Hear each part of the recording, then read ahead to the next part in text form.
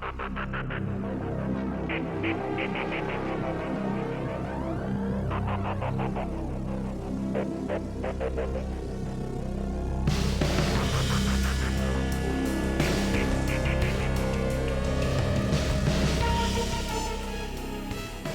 everybody.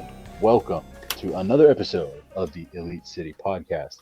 Hope you had wonderful holidays. I hope you got lots of wrestling presents from your friends and family. So you're all have your new nerd shirts on. It's great. So how were your holidays so far, Rick? It's been good. There's been several times when I forgot what day it was of the week. That's awesome. And that's the best possible time when I didn't know if it was I only knew it was Wednesday yesterday because Dynamite was on, but the rest of the week I was just like, is it Tuesday? Is it Friday? I don't know. No clue. Yeah. So that's good. I always like when that happens. Yes. That's pretty awesome. The time between Christmas and New Year's is just floating time. Nothing really matters. And yeah, that's very true. Same here. It's just yeah, you're right. Time kind of doesn't exist right now. Right. I never thought of it that way, but it doesn't. Really nothing happens during this week. Right. So yes, we're recording before New Year's, so we didn't hit the new year yet. So it's we're gonna have our predictions and end of the year recaps at the end of the show here. So we're gonna quickly go over Dynamite New Year's Bash, and then we're gonna open the floodgates. Yes. So, Dynamite opened with Danielson and Ethan Page, and I mean, this match was wonderful on so many levels. Yeah, a heck of a show. I mean, they went for it. It was awesome. I like that the crowd kind of cheered both. At first I was a little bummed, but I liked it now. Yeah, I liked it too. There's a couple. The BCC specifically seems to have people like them, like Mox and Claudio and Danielson. People like them. They cheer for them. They want, but then they get to the point where they're because they're so good at putting over the guys that they're facing. Yeah.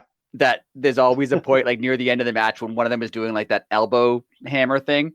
When you can see the crowd's kind of upset. They're like, no, but I liked that guy. Don't do that. And it happens almost every match. Yeah. I mean, it really does. Wow, I never noticed that. You threw me for a loop there. The three main guys, I'm not to call Weir Yuta not a main guy, but he's not an established guy. The three more established guys in the BCC are just so good at everything. Oh yeah. They're just they're so good at the character work, the wrestling, putting their opponents over, looking strong while making the other person. This was a classic example of Danielson made Ethan Page look great and he still won the match. So neither they both look better coming out of this. They're that's the part that really amazed me. It was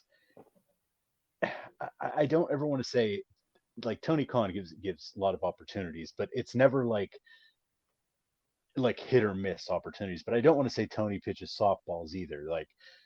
He knows that Danielson, like you always say, Danielson could wrestle us and it would be okay. Yeah, it would be a serviceable match. Yeah. Right. So he goes in with Danielson knowing that, okay, Ethan has to go look good. You can make him look better. I don't want to say better than he is. It's just they're both there for the same reason. That's what I'm trying to say. Yeah, and Ethan Page is obviously a very good wrestler, but he's not hasn't been yet main event level in a major wrestling company. That's exactly what I was trying to say. And someone like Danielson can get him there, just Mox can get people there, or even Claudio. They're right. And AEW is making a conscious effort now to put guys like Ethan Page and Ricky Starks and them into main event level storylines, and having them work with the guys at the BCC is perfect. I mean, that was the whole gimmick of the faction to begin with, that they're gonna help the young people come up, and they're doing it, whether or not they're facing them or helping them. They're pushing people up. Yeah, and it's great. And like I said, this match was great. As you said, Stokely had a new hat. When anyone gets a new hat, had a new hat. We have to be excited by the new hat, because in AEW, new hats mean gimmicks. Yeah, it means you're going to the moon. That's right. Shoot, give someone a hat, and there you go. Yeah, it's the new thing. He did shed it though by the end. Yes, he didn't care about as much about his hat as Jake Hager does. Which I'm going to tell you, Stokely. I know because I know you listen. Just embrace being bald. It's awesome. It's like best time in the shower. I mean, it's the best. Just embrace it. It's not an embarrassment. It's a time saver. Does seem like a time. I'm still running from it, but it does seem like a time saver. Oh, it didn't. I slowed down for it to catch me. I was like, I've seen it coming. Like no male in my family had hair. Nice. So it's like I went for it one last time. I grew my hair out to about my shoulders, kept it there for about a year and a half. And I was like, all right, I'm just shaving my head from now on. And from, literally, I went from full blown long hair to a shaved head. Well, there you go. It never grew back. There and now I couldn't grow it back if I wanted to. Well, I'd look like Hogan if I grew it back. It'd kind of be awesome though. Anyways, MJF watching from the not a skybox, private luxury suite, whatever they call that. I have skybox in the notes. Did we just show our age there, Ray? Yeah, I think we did, because I don't think anyone calls them skyboxes anymore. Because I was like, oh, what are you talking? What are you correcting yourself? I think they're just like luxury suites now or something. Yes, but of course, I feel like Skybox is a brand name. Well, actually, it probably is a brand name. It's probably like the Moosehead Beer Club or something. Yeah, like whatever company invented skyboxes called them that. Yeah, I feel like that's a thing. Really? Interesting. I don't know. Random guess. But yeah, MJF. Yeah. And they didn't cut to him every like 5 seconds like I thought they would. Yes, it was a little more restrained. Yeah. And the girl he was with was like a mystery, but you figured it out. She said she was some indie wrestler, correct? Yeah, apparently she's an indie. I don't remember her name now, but apparently she's an indie wrestler. Yeah, okay. We probably should have wrote her name down, but anyway, people, you know what you're getting into here. So there you go. Professionalism is not our middle name. Daddy Doom. There you go. There it is, Daddy. See, boom. We also have the internet though, so that's right. Yeah. No, just if anyone's listening, we just know this stuff. We're not looking it up as we talk. Correct. That's certainly not what that is. All from memory. That's right. Just close my eyes and it goes right back. Though it is all from memory. If I have to talk about like late 90s wrestling, I can do that. 100% all day. Literally. That's sad. Danielson won by knockout. I liked that. Yeah. It's something that like it's never used, so it's cool, but it also like, I mean, we're in the age of combat sports where like back in the day, if a person got knocked out, it was kind of like, oh, it's kind of embarrassing. But like UFC, like that's what people go to see. Like yeah, it's like people tapping now, like tapping in like the 90s was like, oh, he got, he gave up. Right. That's bad. Whereas now, like because of UFC, like people tap every match. Or they get knocked out.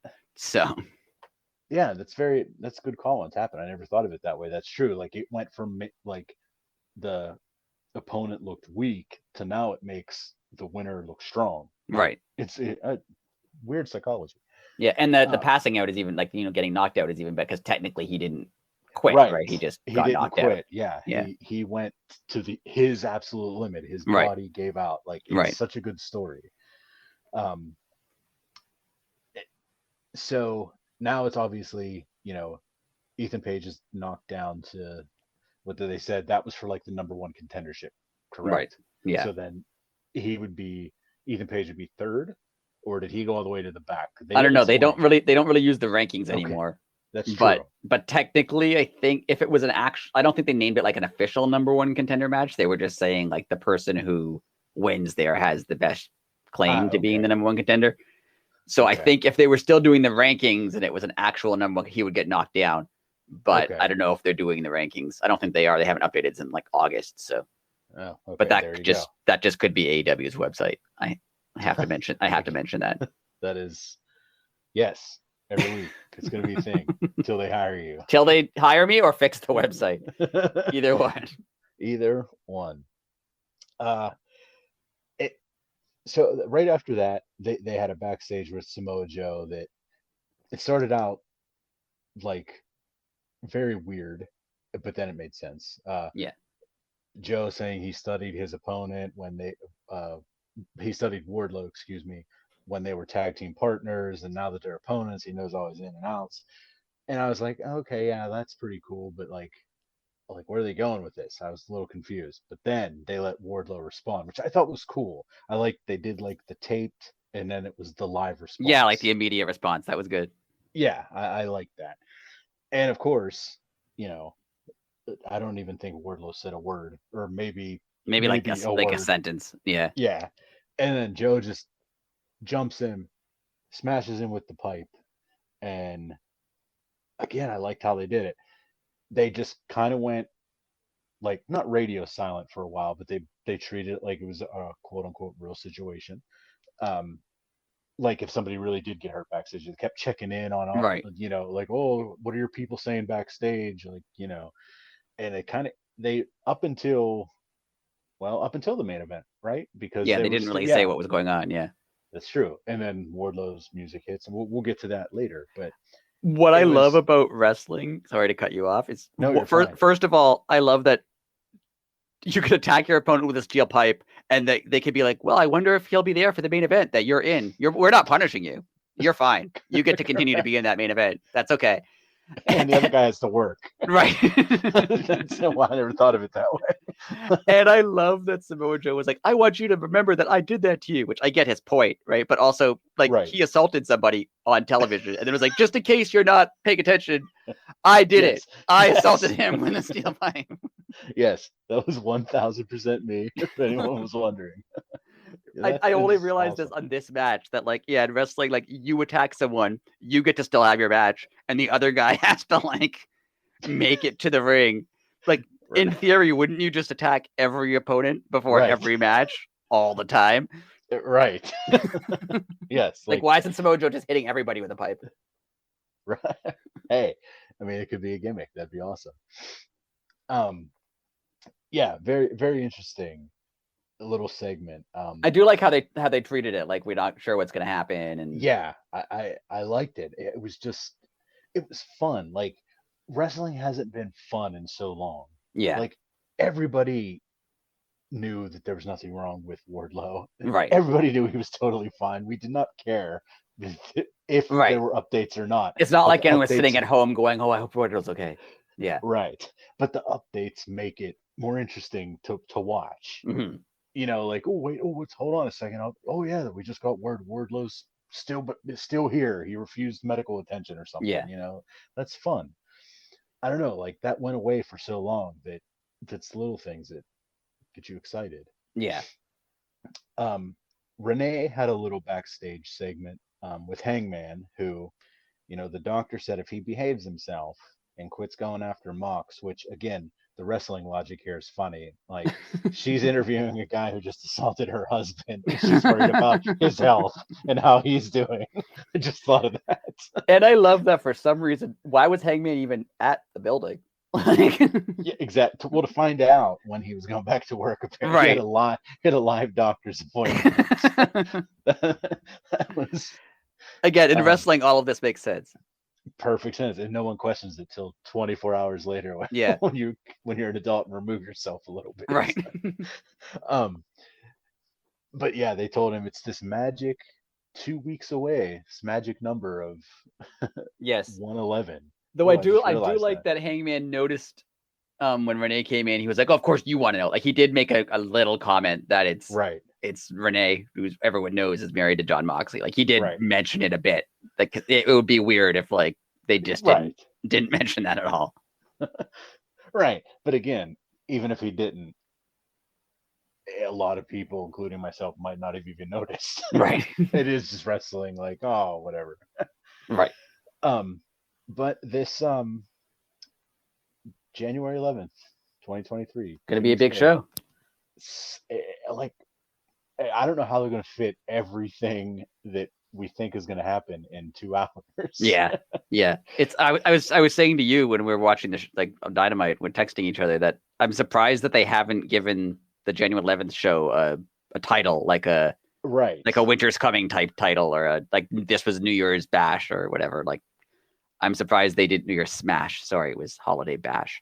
Oh, that's right. Holiday Bash, New Year's Smash. Smash. I'm surprised they didn't give this one a name, like, I don't know, Back to LA or something. Give it something so that it's like a thing. Oh, wouldn't it be awesome?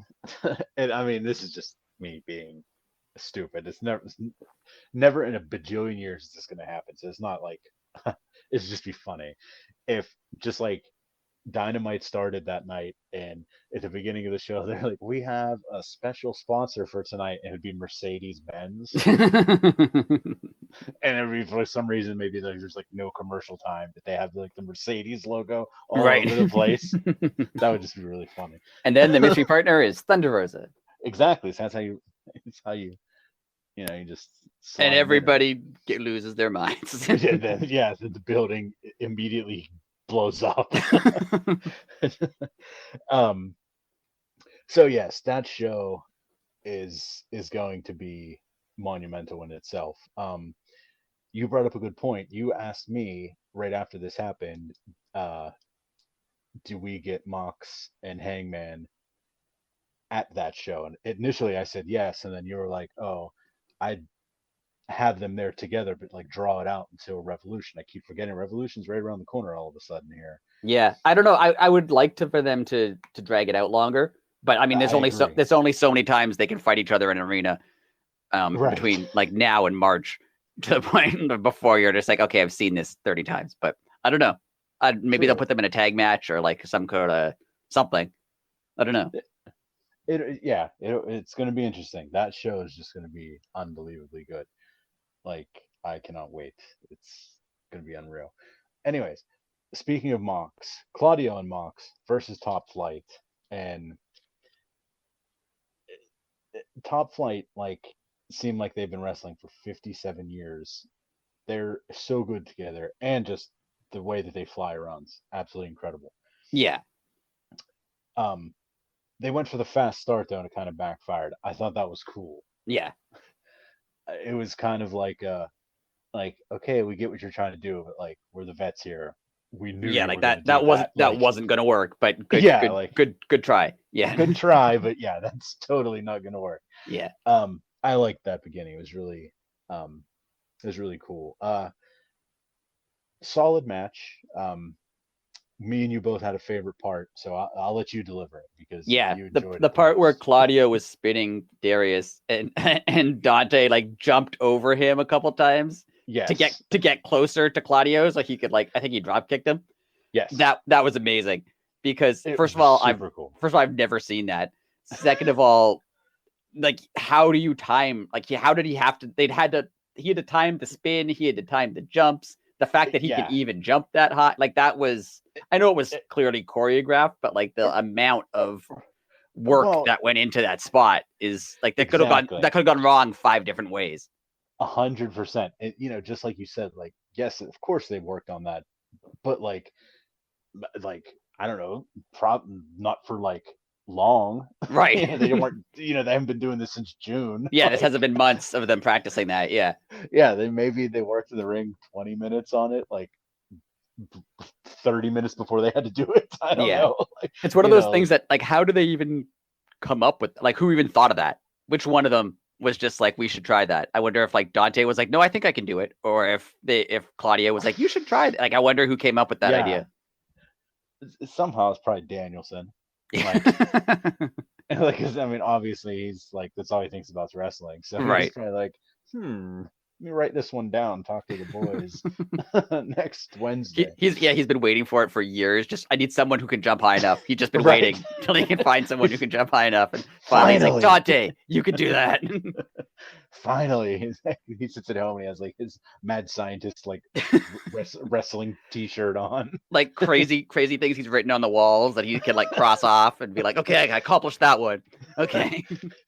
They said I couldn't do a wrist lock on television for 20 minutes. Like, yeah, he's an insane person, but we love him for it. Mox, I'm sure, is an insane person in his own way. Oh, absolutely. But we love them for it. 100%. And this was another example of the BCC doing a really good job. not that Top Flight needs to be put over, but right. They did put them over, even though they won. Absolutely.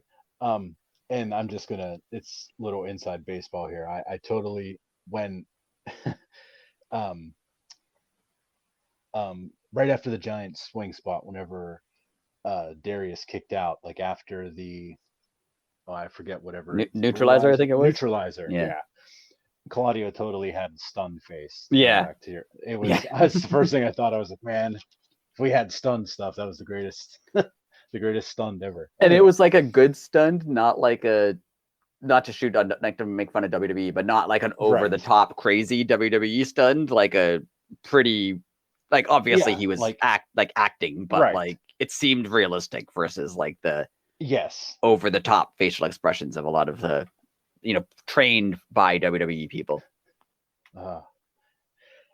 Anyways, well, we have to talk about the Orange Cassidy segment because it was, of course, it was hilarious.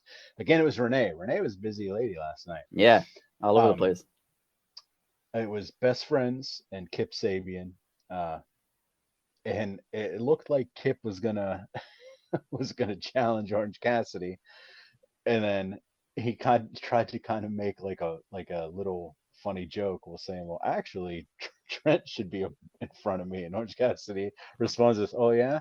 Trent, you want a match? All right, Renee, we'll do it Friday. I love Orange Cassidy not caring about like he just like, yeah, sure, I'll have a match. Whatever. Yeah. You want a match? Okay, sure. It's so good. And I love because Trent was just like, oh, so you think because you eliminated him from the Battle Royal, you get to have a title shot? Yeah. Well, I eliminated you. Doesn't that mean I get one? He's like, yep, makes sense. Okay. It was so good. And Danhausen was there for no reason. True. And he was like turned the wrong way again, which is hilarious for television. Yeah, like kind of looking at the camera when like what you're not supposed to do. Like, yeah. Amazing. He is that now. Like, if he ever wrestles again, like, I mean, of course I want to see him wrestle, but like, he is that character, Danhausen. Yeah. Like forever will be that. Right. Is a blessing or a curse. I mean, yes, he's making a lot of money now, but like, does he really want to be doing this? When he's like 50, he's like trying to have a regular life, and someone's like, hey, it's Danhausen. Right. Like, curse me. It's like, I'm 50 years old. Leave me alone. Yes. Yeah, exactly. Anyways. Yeah, so it's going to be Orange Cassidy and Trent on Rampage this Friday. Yes. For the All Atlantic title. And I just hope Orange Cassidy keeps giving promos like this whenever it's time for title shots because they're incredible. I really want him to give a match to like someone who's not a wrestler. Oh, like by accident. Yeah, just like he's how he has his belt in the bag. Like I want him to be like in a promo and he puts the bag down and then he walks off and like a stagehand is like, hey, Orange, you forgot your belt over here in the bag. He's like, what was that? You want a match? Okay, sure, you can have a match. It's like I am not a wrestler. I just work back. No, it's fine. On Rampage. And then just like... That would be amazing. That would be incredible. Wow. I want that to happen so badly. And as do I right now. Hook had a match against Bylum Lynx. I hope I said your name right, sir. I wrote it down really fast. That's about as long as the match was. Everybody loves Hook. Really thought it was Bylum Lynx's night, but unfortunately not. Right. Right after the match, Stokely, Moriarty, and Big Bill show up. And it looks like they're going to attack Hook. Jack Perry comes in, and which I thought, again, everything is so cool. I said for weeks, him and Jack Perry and Big Bill are going to work really good together because Jack Perry just did the Luchasaurus thing. We know he works good with the big guys. Yeah. So what does he do? He attacks Lee Moriarty and makes me look like a fool. Right. But I see why they did it because I don't know why somebody thought Hook could single leg suplex Big Bill, but maybe if he helped him, but not dead weight. Like, but for like a second there, everyone thought he could. Oh yeah, like there was 100%. like a half a second when we're all like, oh wow, but then no. Yeah, I mean, he's gonna do it now. He's gonna do it in the match, and it's gonna go. People are gonna go crazy. 100%. Like that was this test of waters, and everyone jumped. Hook is, despite not having any like real matches, like not very many real matches, he's still so over. Like when he does, suplex Big Bill, that's going to be huge. Like when he gets it. Yeah. I also like that he's in like a real feud now. He hasn't really been in like, he's had the feud with like QT and them, but that's like QT. Right. He hasn't had like a real feud where like, oh, I wonder what he's going to do. And him feuding with Big Bill and the Firm is I think it's going to be really big for him. Like it's his first, he's going to win the feud, and it's going to be like the first time he's won like a big main roster type feud, not against someone he's going to beat. And like, I just realized this right now with everybody involved in that. I mean, Big Bill is probably the oldest, and he's not that old. You know? Like, Hook is literally working with somebody that was a main event WWE guy. Right. Jack Perry and Lee Moriarty, who've been all over the place on the indies. Right. And just different charisma. Like, I mean, Moriarty and Hook, like, we're going to see some good stuff. Like, those are both legit wrestlers. Oh, it's going to be fun. Yeah. Hook is going to learn a whole lot in this. I think I think you mentioned it. This, like, 2023 might be Hook's year, where he gets, this is like a big 100%. He goes from being like a, feature attract, like he's kind of an attraction now, right? He's not on that often. And when he's on, it's a big deal, but he's not like deeply involved in anything. Right. And I think this coming year could be the year where gets pushed more. Spoiler alert, you're going to hear a lot about that at the end. Well, there we go. It's low on the list. It's not nice. Very, yeah. Just a curveball question. Do we hear more words from Hook during this?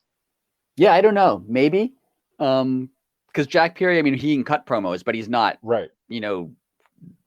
Christian or someone on that level. Right. So he can cut a good promo, but he's not, it's not like you can think, oh, Hook doesn't need to talk, because he is Jack Perry. He cuts an amazing promo. Like, he cuts a pretty good promo, but it's not out of this world. So yeah, maybe Hook talks more.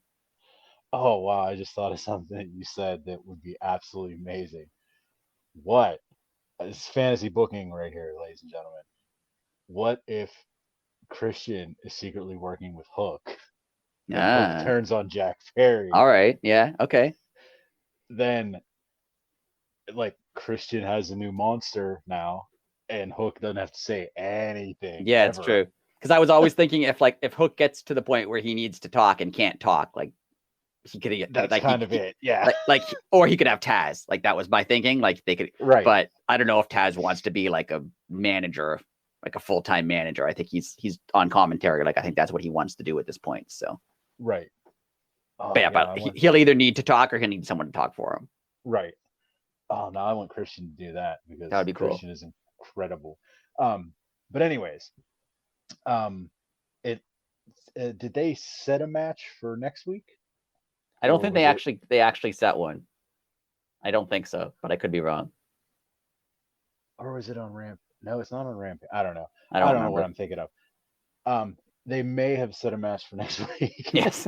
Again, professionalism is low on the list. No, they did set a match in the next segment. Jericho talking about Ricky Starks. That's happening next week. Jericho versus Starks. He's the Wizard again, which we were hoping for. He's also a Wizard again, because he threw the fired action Andretti. That's right. And he also told him to go back to the Indies. That's right. I thought that was just like the lamest insult. Like, I don't know. I really hope that this is a feud where like that lasts like a couple months and Ricky Starks goes over and that's it. Like, I really hope that, because I can't take another like 8-month long Chris Jericho feud. And correct. Like I said last week, I'm still annoyed that he didn't just lose to Eddie Kingston. So agreed. I hope Ricky Starks just they take it to Revolution, or if like Jericho wins next week, fine. Like, that's fine. Like if he cheats to win and they continue Right, this a right. little bit longer, but like it should go 2 months tops. It shouldn't go any longer than that. Ricky Stark should clearly win and then move on to like Agreed. the next thing. Like Jericho's Agreed. great, but he's not, a future guy. He's not going to be the guy in 5 years. Ricky Right. Starks is. So they need to start putting like I could even see Eddie Kingston's not going to be the guy in 5 years because he's a lot older than someone like Ricky Starks. But I really hope they put Ricky Starks over in this. I think they will. Yeah. And I still think the Eddie thing's going to happen. I hope so. I really do. I don't know. Like just give him the belt for like a couple months. That's all I want. Oh yeah, he's going to get a run. Like it's going to be like a Foley run. Yeah, and that's fine. Like that's all I want. Yeah, I have a thing for this later. So. Oh, I'm sorry. I have in my prediction segments. I have a thing for Eddie in the belt. So I'll get to that later. Okay. Very well, to be continued. There we go. That's awesome. Moving right along, we had match 6. Well, we had the little thing with Renee and Swerve first. Oh, I forgot about that. Which was Wheeler Yuta came in for really no reason, but otherwise, decent promo. Swerve still hasn't told us the guy's name. It's amazing. I love every second. I hope the guy I hope he's on TV every week for the next 10 years. And they never name him. He's always just like the guy who's not Swerve or Parker. He's the other guy. And you'll find out more about him next week. I just hope they just never tell you. That would be great. That's I'm all in on that. I'm just gonna say this right now. I mean, this guy obviously, just look at him. He's a tough human being. He's a big guy. But if you have face tattoos, I'm covered in tattoos. I will never take you seriously because you look like an idiot. And if you, like, it's a bold move. It's a bold move to get a face tattoo. Definitely a bold move. To get that many, though, I mean, the dude, like, what do you call that? A mask? Because you can say, and it's true that like body tattoos are generally accepted. I mean, there was a time when they could say, "Oh, you'll never get a job with a tattoo," but that's not a thing anymore. Like all kinds of people have tattoo. Like it's generally accepted as a thing. Right. But yeah, like a face tattoo is a different level. Yeah, like, and especially like your whole face. Yeah. Yeah, like I don't get it. Like, I don't know if that's, you can kind of only be like a professional wrestler or like this. You're limiting yourself. MMA fighter, right? Like, yeah. I don't know. I mean, maybe one day things will change, and the guy at the bank will have a face tattoo, but we're not there yet. That's very true. What would be a weird time? I'm covered in tattoos. Like I have very little room left, but I will never get anything on my face. Just throwing that out there. Anyways, that guy. We don't know who he is. Parker looks like they're gonna make him an absolute beast. Yeah, I hope so. He has unlimited potential. He has unlimited potential. I mean, based on last week, that segment was pretty bad. Right. He's really, really inexperienced, like very, very inexperienced. Right. But he seems like he has unlimited potential. I think WWE cut on him too soon. They have their thing that if you're not improving in 6 months, you're up for release. I feel like expecting someone to go from not wrestling ever to being ready for television every week. Yeah. I feel like that in 6 months is a little. I hope that this helps. I hope that this works for him. Like he won't have to wrestle every week. He'll just get to be with Swerve, who knows what he's doing. And even if they're not like hanging out backstage, just like being at ringside and like watching him work, and like that'll help. And he's been doing very well on. Well, I'm sure the Trust Busters are done now. Obviously, seems like it. Or at least him being in the Trust Busters. I mean, they weren't on this past week, but his time in the Trust Busters, he wasn't just like the bodyguard. Like in their matches, like he would do his thing, and he just in that little time improved. So like it is there now. Of course, like sometimes there'd be a timing issue, but that's not always his fault either. You know, there are multiple people here. But he has the only thing that I didn't see him have yet. He looked too much like a robot. Like he would do like, I don't want to say it's WWE thing and say make it seem like it's bad, but Right. because it's not, because that's what he learned. Like he'll do the Irish whip, they duck the clothesline, he does like the 180 spin clothesline, Right. and like he hits you with that, and sometimes he'll fall with you, and if he falls with you, he'll like do a push up and like get to his feet and then flex for the camera. Right. He does it like it, you could like set your watch to it. It's Right. usually about like a minute and a half when he's in the ring. It's once he now again, that was probably drilled into his head because he had Yeah, never wrestled before. I'm So, sure. right.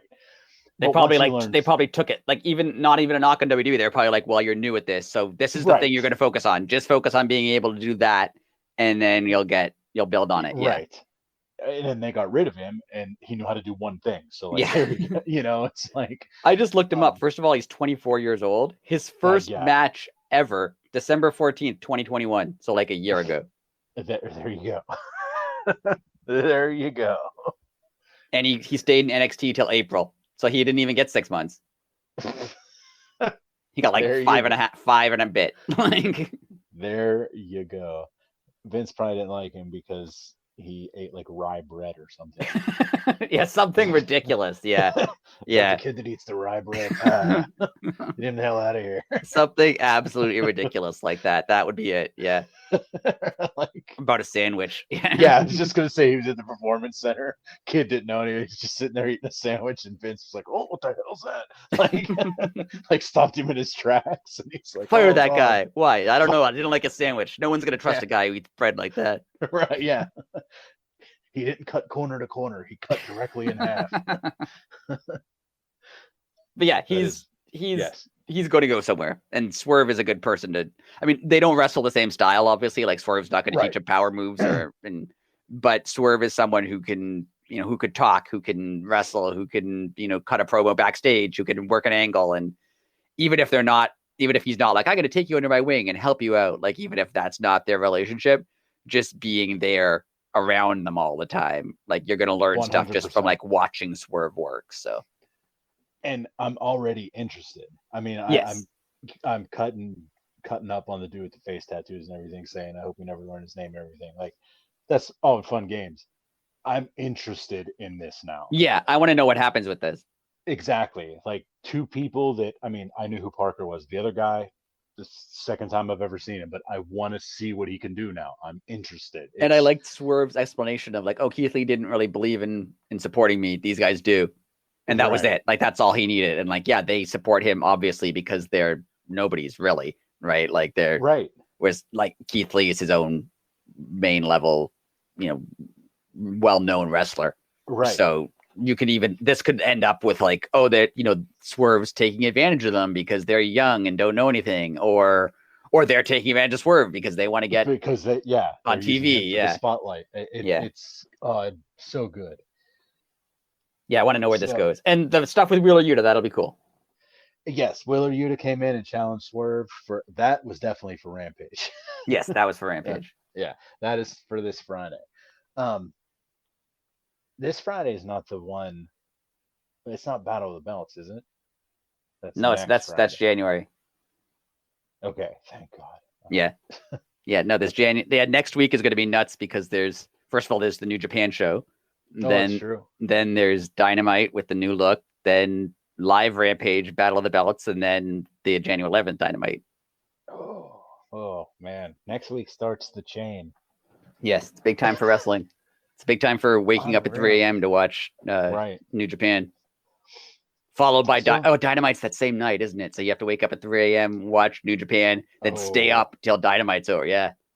okay. Well, I might not be doing it that way. I might just be doing like what the semi-insane person does, and I will somehow stay off the internet and Right. I'll just not turn my phone on, log on, make my coffee. I might do it that way because you said that. I was like, oh, I gotta stay up till 10. Oh, come on, Jesus. Wake up at 3 a.m. and then stay up till 10. Wow. Unless there's some midday naps in there, that's gonna be tough. 100% have to nap. Man, getting old's funny.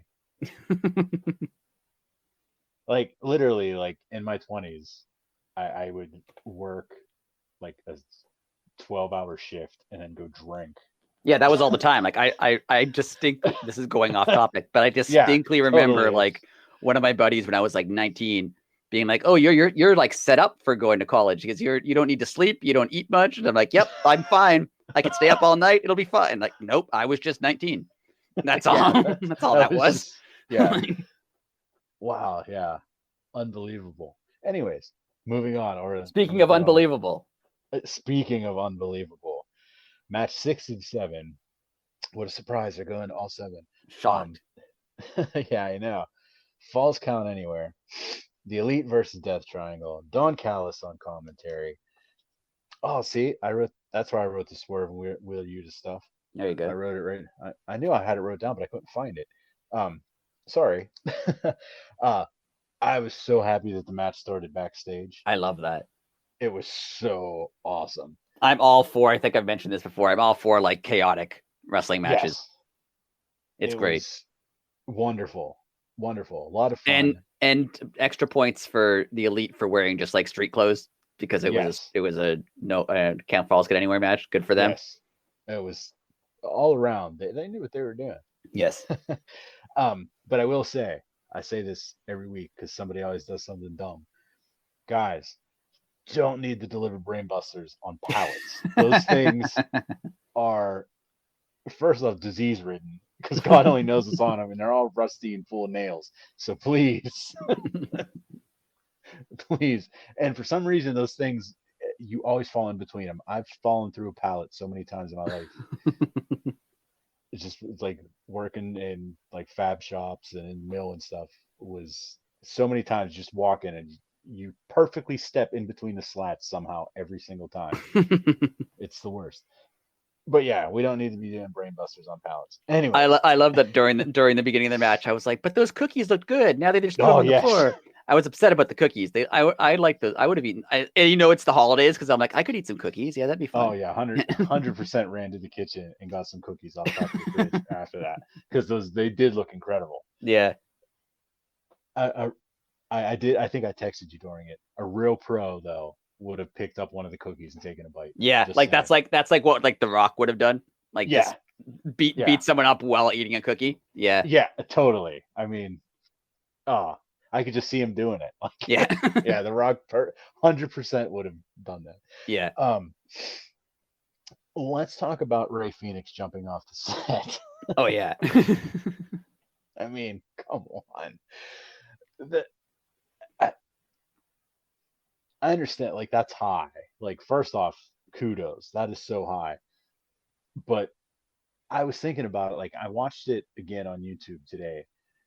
The margin of error is so thin because, like, if you're jumping into, like, a crowd of wrestlers, like, you're going to get caught, even if you just land on somebody. Right. Like, he jumped on 4 other people and while spinning, spinning, right? It wasn't even like just a flying leap; like it was a spin. Yeah, yeah. Like if he jumped too far or too short, and he would have literally landed. Yeah, face first on the ramp. Again, don't have to do that, guys. Appreciate it, but don't have to do it. Yeah, like I know, like we obviously all know this is all scripted, right? And like they're trying to take care of each other. They're trying not to hurt each other. But like they've mentioned on commentary, like these guys must be really beaten up from this. Like they legitimately must be. Like, yes, they're not. They're helping. They're catching each other when they jump. But like you're still landing on stuff. You're still landing on pallets. You're still landing on ramps. Like it still hurts. Yeah. And they've done this for 6 matches now. Like right. And the next one's crazy. So yeah, and then like Rey Fenix jumped off the stage off the entryway onto them, got up and got like Kenny V-triggered like his head off. That was incredible. It like startled me. Like I jumped when I saw him. Like I was like, oh, whoa, what was that? Yeah, that was so fast. Like, and it was so perfect. It was so well timed. It was perfect. I was thinking while this match was on, like I've prepared like what I'm going to say were my best matches, my favorite matches of the year. I think I almost had to rewrite it just to include this match because this match I also did too. I loved it. Like I loved it so much. It was everything I like in wrestling. Like it was so good. Yeah. And like Matt Jackson did his German suplexes down the ramp. Yeah. Again, you saw that, like, he had to do it sometime in this series. So it had like the perfect mix of like, so did the last one with the Christmas tree. It had like the perfect mix of like kind of silly stuff, like suplexes down the ramp. Right. And like a fight on cookies, but then like really crazy things like jumping off this entryway. And like, it was such a good mix. And these stories, no hammer. I just realized no hammer. The hammer's gone. Good call. No I only realized it as I was talking that there was no hammer in this one. Wow, what a freaking match. I like the end. Let's talk about the end. Almost forgot. Oh yeah, that was great. The ending was so good. Had like the simultaneous Pac in the ring with the submission hold on, and Kenny hits the one winged angel off the stage through some tables. It was so good.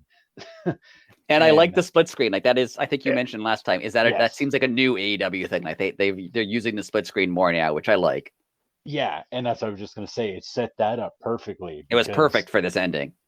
And yeah, and you see 1, 2, 3, just as I think it was Matt Jackson. It was Matt, yeah. Just as Matt, he waited the extra second, which I thought was cool. Like he could have timed it like closer to go right on the 3, yeah. Right, but he waited just in case. Right. Which I thought was cool. But yeah, like he tapped right after that, and then I thought it was cool. Like they don't play the music right away, so yeah, Pac had like that, I don't know, 10 seconds to like kind of celebrate, and then the Elite's music hits and he gets real confused. Yeah. Oh, it was great. Ending. It was great match, perfect ending. It was great. Yes. And on to the 11th of January. When they announced it's gonna be crazy. When they announced this 7-match series, I thought, oh, they can do it because they're all really talented guys. Right. But I thought like, oh yeah, by the 7th match, you're gonna be not tired of it, but like you'll have seen it all. Right. But that no way. Like I really want to see the 7th match now. And I saw 6 other ones. And I still really want to see the 7th one. Like they've done such a good 100%. For all the slack the Elite gets for various, like they know what they're doing when it comes to big matches. Like they 100% know what they're doing. And that's not to say that triangle isn't equally good. Right.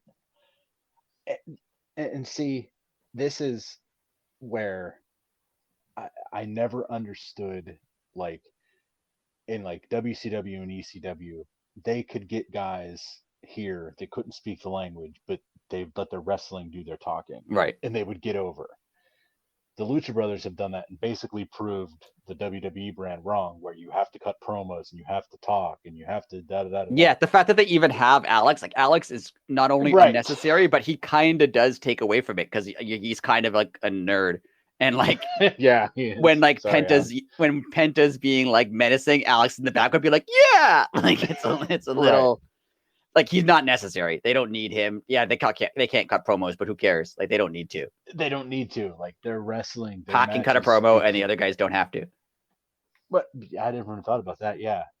And why does Alex still do? I mean, hey. And the Lucha Bros are like, the Lucha Bros are even without Pac, like they can just be like, they have characters and you understand their characters and know their characters without them speaking about who they are. Like, Ray Phoenix is a, different person from Penta. Penta's, more menacing, more dirty, more scary. Ray Phoenix is more, not only more high flying, but he's more of like a thoughtful person. He doesn't want to cheat. Like they managed to get that across without talking. And oh man, we just kind of buried Alex Abrahantes. Sorry, Alex. Yeah, I know. I felt bad about that. Yeah, because he seems like a good dude. But like, after saying it out loud, though, for real, like, they continue to prove again and again that, they don't necessarily need to talk. Yeah, and I'd agree. I don't think they have any. I don't want to say they don't have anything to say. That's wrong. They don't need to say anything, is what I was trying to say. Right. Talk about another segue of having something to say. Max Caster. Oh yeah. I love their raps. This was the best one. This was dirty.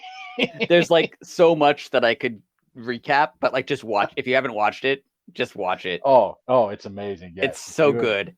There's so many shots at TNA. There's so many shots at like Jay Lethal's like entire career.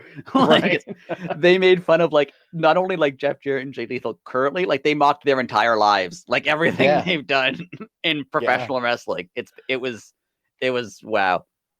I mean, he threw in the line about Jarrett stealing Kurt Angle's wife. Yeah. And even said Kurt Angle's name. There was a Global Force Wrestling joke. There was a lot of TNA jokes, a lot of ROH jokes. I love the you've been impersonating someone for 20 years, but no one's ever impersonated you. Yeah. Oh, it was all of it was so good. Just watch it.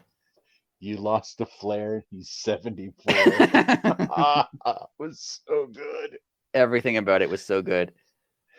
Like they don't even have to have a match now. Like the Acclaim just win. They just win the feud. It's over. Yeah. Like it is over because we don't need a match. They want. It's no coming back from that. They could beat them in the next match and take the tag titles, and it still doesn't matter because like they destroyed them. Yes. Oh, it was so good. And good on Jeff Jarrett and Jay Lethal. I'm assuming they saw this before it went to air. Yeah. 100%. So good on them for like letting it go on TV. Like, yeah. Hey, they're both old school guys, you know. Yeah, they know this is going to make you want to watch the match, and and maybe they didn't want to see it to like really emotionally react. You know what I mean? Like, for them. So, yeah, they know that it's all in. It's all part of the. And I mean, Jeff Jarrett, for all anyone says about Jeff Jarrett, like he knows how to be a heel. He knows how to make you hate him. Like he's very good at making people hate him. So. Growing up in the early 90s, I hated Jeff Jarrett so bad on Saturday mornings. When he would do the stupid strut with the light up double J hat on, I would turn the channel. Yeah. I'd flip back and forth till his match is over. Like I hated him so bad I couldn't even watch him. Like, he's so good at like making you just absolutely hate him. It's great. But then I came around. I realized the greatness of what he was doing. Yeah. But yeah, that video was top notch. Please, Max, the Acclaimed, keep them coming. Yes. And the fact that Billy Gunn is relevant going into the year 2023 is amazing. You have a top level, title feud with Billy Gunn and Jeff Jarrett both involved. It's great. Again, I never even thought of that. Yes. I saw someone mention, I think it was 94. Someone on Twitter, I forget who was, like they were both in the 1994 Royal Rumble. Jeff Jarrett and Billy Gunn. Wow. Yeah, that makes a lot of sense. Unbelievable. But great stuff. Great stuff, though. Great stuff. We had our women's match. We had Ty JAS versus Willow and Ruby, which me and you texted about this. I think there's a reason that we have a lot of women tag teams. Yes, it definitely seems like they're, and even without the rumors going around, right. It definitely seems like they're heading towards a women's titles, and they should. Yeah. Like there's a lot of women on the roster. They already have a lot of teams, and it would give them another title to go after, and it would give them more TV. Like I'm all for it. Right. And I know people this is my little mini rant. People complain AEW has too many titles, right? And maybe with the ROH titles, I could see that because they did duplicate all the AEW titles basically. But if ROH is going to be its own thing now, which it seems like it is, it's going to be online. And it's going to be a separate thing that occasionally moves over to AEW, but generally remains its own thing. When WWF was at its biggest in like the 90s, they had the world title, the IC title, the European title, the hardcore title, the tag titles, and a light heavyweight title that they didn't care about. So that's true. I forgot about that. That's 6 belts. WCW had the world title, the US title, the TV title, the cruiserweight title, and tag title. So that's 5 belts there, right? Right. Plus they all had their own, King of the Rings and various different things going on. So, I mean, AEW has the world title, the TNT title, the All Atlantic title, the tag title, and the trios title. Yeah. That's 6. That's 5. 5. And even if you count the FTW title, 6. That's as many as WWF had at their most popular Attitude Era. And then, yes, there's women's titles, but because WWF and WCW and wrestling in general didn't care about women's wrestling in the 90s. True. And now they do. So, yes, we're going to get eventually, if all goes well, you'll eventually have a duplicate set of women's titles on their side, right? So, there's not too many titles. No, I totally agree with you. And like you said, continue, go ahead. There's a women's main event title, singles title, the world title. There's the TBS title, which is like the mid card, and then a tag titles. It makes perfect sense. Yeah. And like I was reiterate here, like you just said, it has the ability, it gets more people on TV. Yes. And you have like the women's quote unquote division will then have more divisions within it. Right. You know what I mean? You'll have, like you just said, you'll have the people fighting for the TBS, that's your mid-carders. You'll have the top belt, like, I don't want to call it the heavyweight because that would be like the women's world title. Yeah. The world title. There you go. Yeah. Sorry, ladies. I wasn't offending anybody. Yeah. Then you have the world title picture. And then these, if you add the tag division, I mean, you're going to have, you can have people all over the place, spread throughout the show too. Yeah. So, and you can put main eventers in there. Like you could have, Tony Rosa as a team back. You could have you could put a main event, like the men's division has showed you could have main event tag teams. Like the Young Bucks are like a main event level tag team, or now in a trio. Like Kenny Omega's in a trio. He's not going for the world title, but that doesn't make it less important. And plus Tony Khan, he's old school like us. Like he likes tournaments. So there's always people being thrown together as like quote unquote practice. And that's what I was just going to say. Maybe Willow and Ruby, like, throw them out there, see how they do type deal. Like see how the crowd reacts. I mean, that's where like the New Age Outlaws came from. They were just stuck together, right? So like teams come from just being stuck together. Right. Well, the Acclaimed, like that's that's how Tony Khan just stuck two random people together that never met, which is an amazing story. I mean, for tag teams, we have the two teams in this match, and Bunny, Penelope Ford, Jamie Hayter, and Britt Baker. You could put Madison Rayne with anyone really. Nyla Rose and what's her name? Marina Shafir. Oh wow. You could do it, you could do something with, the baddies could be a team. Saraya and whoever her partner ends up being.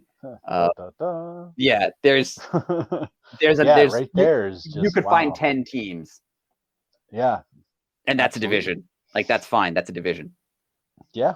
And you can, despite, again, not to knock WWE, but like despite what WWE has taught us for 50 years, like tag wrestling can be main event. You're not a 100%. Lower card wrestler because you're in a tag team. That's just what WWE has told us.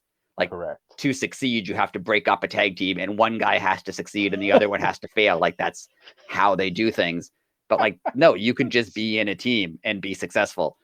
And when they were which I don't get, when they were at their highest, they had tag teams as like main event guys. Like in the Attitude Era, they had, Edge and Christian and the Dudleys and the Hardys, who New Age Outlaws, who were all, main event teams. Yeah. So absolutely. This idea that like a tag team can't be, it's like a step down is not true. That's just a thing WWE has told us. It's all so dumb. Yeah. Anyways. And this match was good. Like this match was so good. I think I said to you, like this match, I like both these teams. I think Ruby and Willow are hilarious. Like Willow being like super and pappy and like laughing and smiley, and Ruby being like, all right, I get it. Like, yeah, it's almost like they're like the buddy comedy. Yeah, like I love it. Yeah. And then TJ, or they call him TJ. They had that crazy match a year ago with the Bunny and Penelope that was on New Year's, right? Yeah. Yeah, that was last New Year's. That was that crazy match. Like they're a pretty established team and they're good, but I didn't expect this match was better than I expected it to be. That's what I'm trying to say. Like, I like both these teams. They're both good, but this match overperformed and I liked it a lot. And I loved the heel win. Yes. Totally didn't see it coming. Like they had it set up so well for Willow to like overcome everything. Like she was making Ruby like, fist bump and stuff and like ha ha ha, and then boom, there's a little cheat action and Willow and Ruby didn't win, but they did fist bump at the end, which I thought was funny. Yes.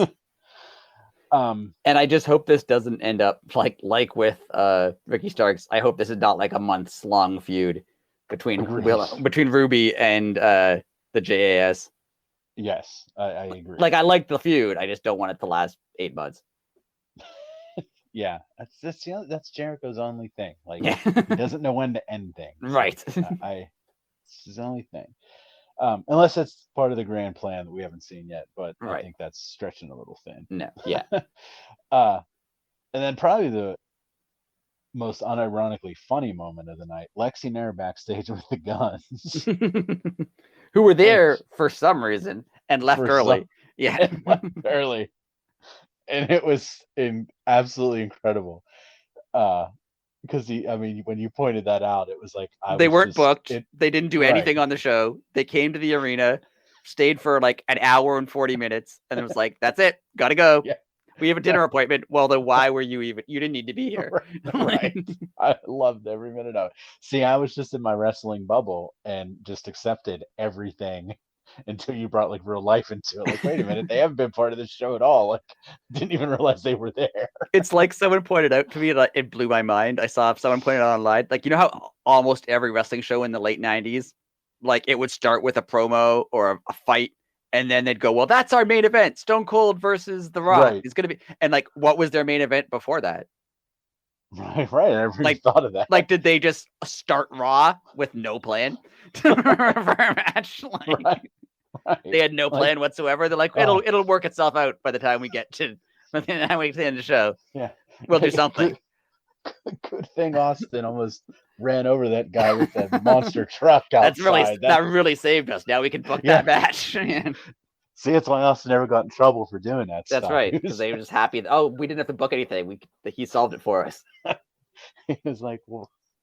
That's hilarious. I love wrestling logic. It is the greatest thing because when you say things out loud, you're like, man, I'm a fool. Yeah. But like while the show's on, it's amazing and I love it. 1000%. Well, like I just said, I didn't even realize I forget what you just said, but didn't realize it. The Guns were like not booked and didn't do anything. Yeah, like I totally didn't even realize that until you brought it up. And I like because Lexi Nair was like, well, why are you guys leaving? And I'm like, right. Why were they even like, they're not booked. Like, why were they like, why does she like, they don't even have to be there. They're not the only match left with Samoa Joe and Wardlow. They're not involved in that. They could have left hours ago. Right. And then we had the final... And for some reason, sorry, just keep dragging this out. For some reason, a camera was following them. Like, I'm sure other people left the show. Right. Sure, like that's true. Like Danielson or Ethan Page, like who was in the first match, like they may have left it by now. Like, but no camera followed them as they walked out of the arena. Well, let's roll that back a little bit. Danielson, he didn't leave, guaranteed. Yeah, he doesn't shower until the last guy leaves, just in case. Just in case. Yeah, he's the only one sitting there going, maybe Wardlow's injured and I'll get another match. Yeah. It was actually just a rib last night. Like, Danielson was sitting there like, Tony, seriously, I'll go in. Like, hit my music, dude. I'm ready. So he's like, no, it's okay. And it's like, you can leave. He's like, no, just in case. Just in case. He's like, just doing jumping jacks. He's still in his he's full in his gear, like ready to go. Yeah. Yeah, totally, you're right. There's no way Danielson leaves anything early. No way. He takes down the ring afterwards just to make sure. Probably. He's like, well, I learned this when I was in the Indies that I had to take the ring down, so I just keep doing it. He's like, they wouldn't let me do it in WWE. I think Vince said I wasn't allowed to touch any tools. Renee had the last backstage of the evening with Ricky Starks, who keep it short and sweet, which I thought was really cool. He said there is no Ricky Starks experiment, excuse me, and they announced Jericho and Ricky for next week. And I agree with you. I really hope that this is, I don't want to say like a one and done, but like a best of 3 at most. Yeah, I can see Jericho winning this week, like, or next week. Like, he cheats to win. That's perfectly fine. Like, as long as like Ricky wins the next 1 or 2 matches and it's over. Like, if they do 3, Jericho cheats, Ricky Starks wins the next one, and Jericho's like, well, you can't beat me again, and then he does, and that should be the end of it. I agree. Totally. And I think that's what they'll do. I mean, I don't know. They just have a bad track record when it comes to Jericho and his feuds. But... yeah, in December 2023, we'll be like, so Ricky Starks faced Chris Jericho 500 times this year. Right. Yeah. It was the year of Jericho and Starks. You thought when they had that quadruple burning fire cage match that was going to be the end of it, but nope, that was April. No. And they had 17 more matches following that. Yeah, no. Not over yet. That's the sad part. Like, that's where it's at with him. Yeah. And it sucks. Yeah. Because, like, it's good still, but it's like you do get tired of it. Like, he reminds me, and I'm not saying this as an insult, he reminds me similar personality to like a Triple H, where Triple H, not in terms of like their ring abilities or even how they perform in matches, but Triple H's whole thing is everything about him is epic. Like, like his entrances are all huge. His like every match he has at WrestleMania is like 25-30 minutes long, and like they don't need to be. Like, you don't need to have everything go that long. You can have, a 10-minute match sometimes. And it's similar. It seems like a similar personality to Jericho. He's like, no, I'm going to make this a huge, year-defining feud. I'm like, they don't have to be. You can go a couple months and it can be over, and then you can move on to something else. Yeah, that's a good comparison. It's a real good comparison, actually. And I mean, the JAS versus the BCC did define 2022, like it was the big feud, but I don't think it was in a good way. By the end of it, everyone was, even Mox was just like, we're going to end this, like on TV. He's like, this is the end. This is the end of it. Yeah, this is ending. And I mean, it just needed to. Like, it was stale, but yeah, here we are. And let's just hope they don't do the same thing. They're good at fixing their mistakes. So yes, that is true. So let's just hope that they listen to the fans. Yes. We had TNT title match, Joe versus Wardlow. I mean, we're going to keep it short and sweet again because it was a good match, but it wasn't the best. Yeah, what I liked about it is they found a way to make Wardlow, and it's because he's working with Samoa Joe is the main reason. They found a way to make Wardlow like the underdog at something. Right.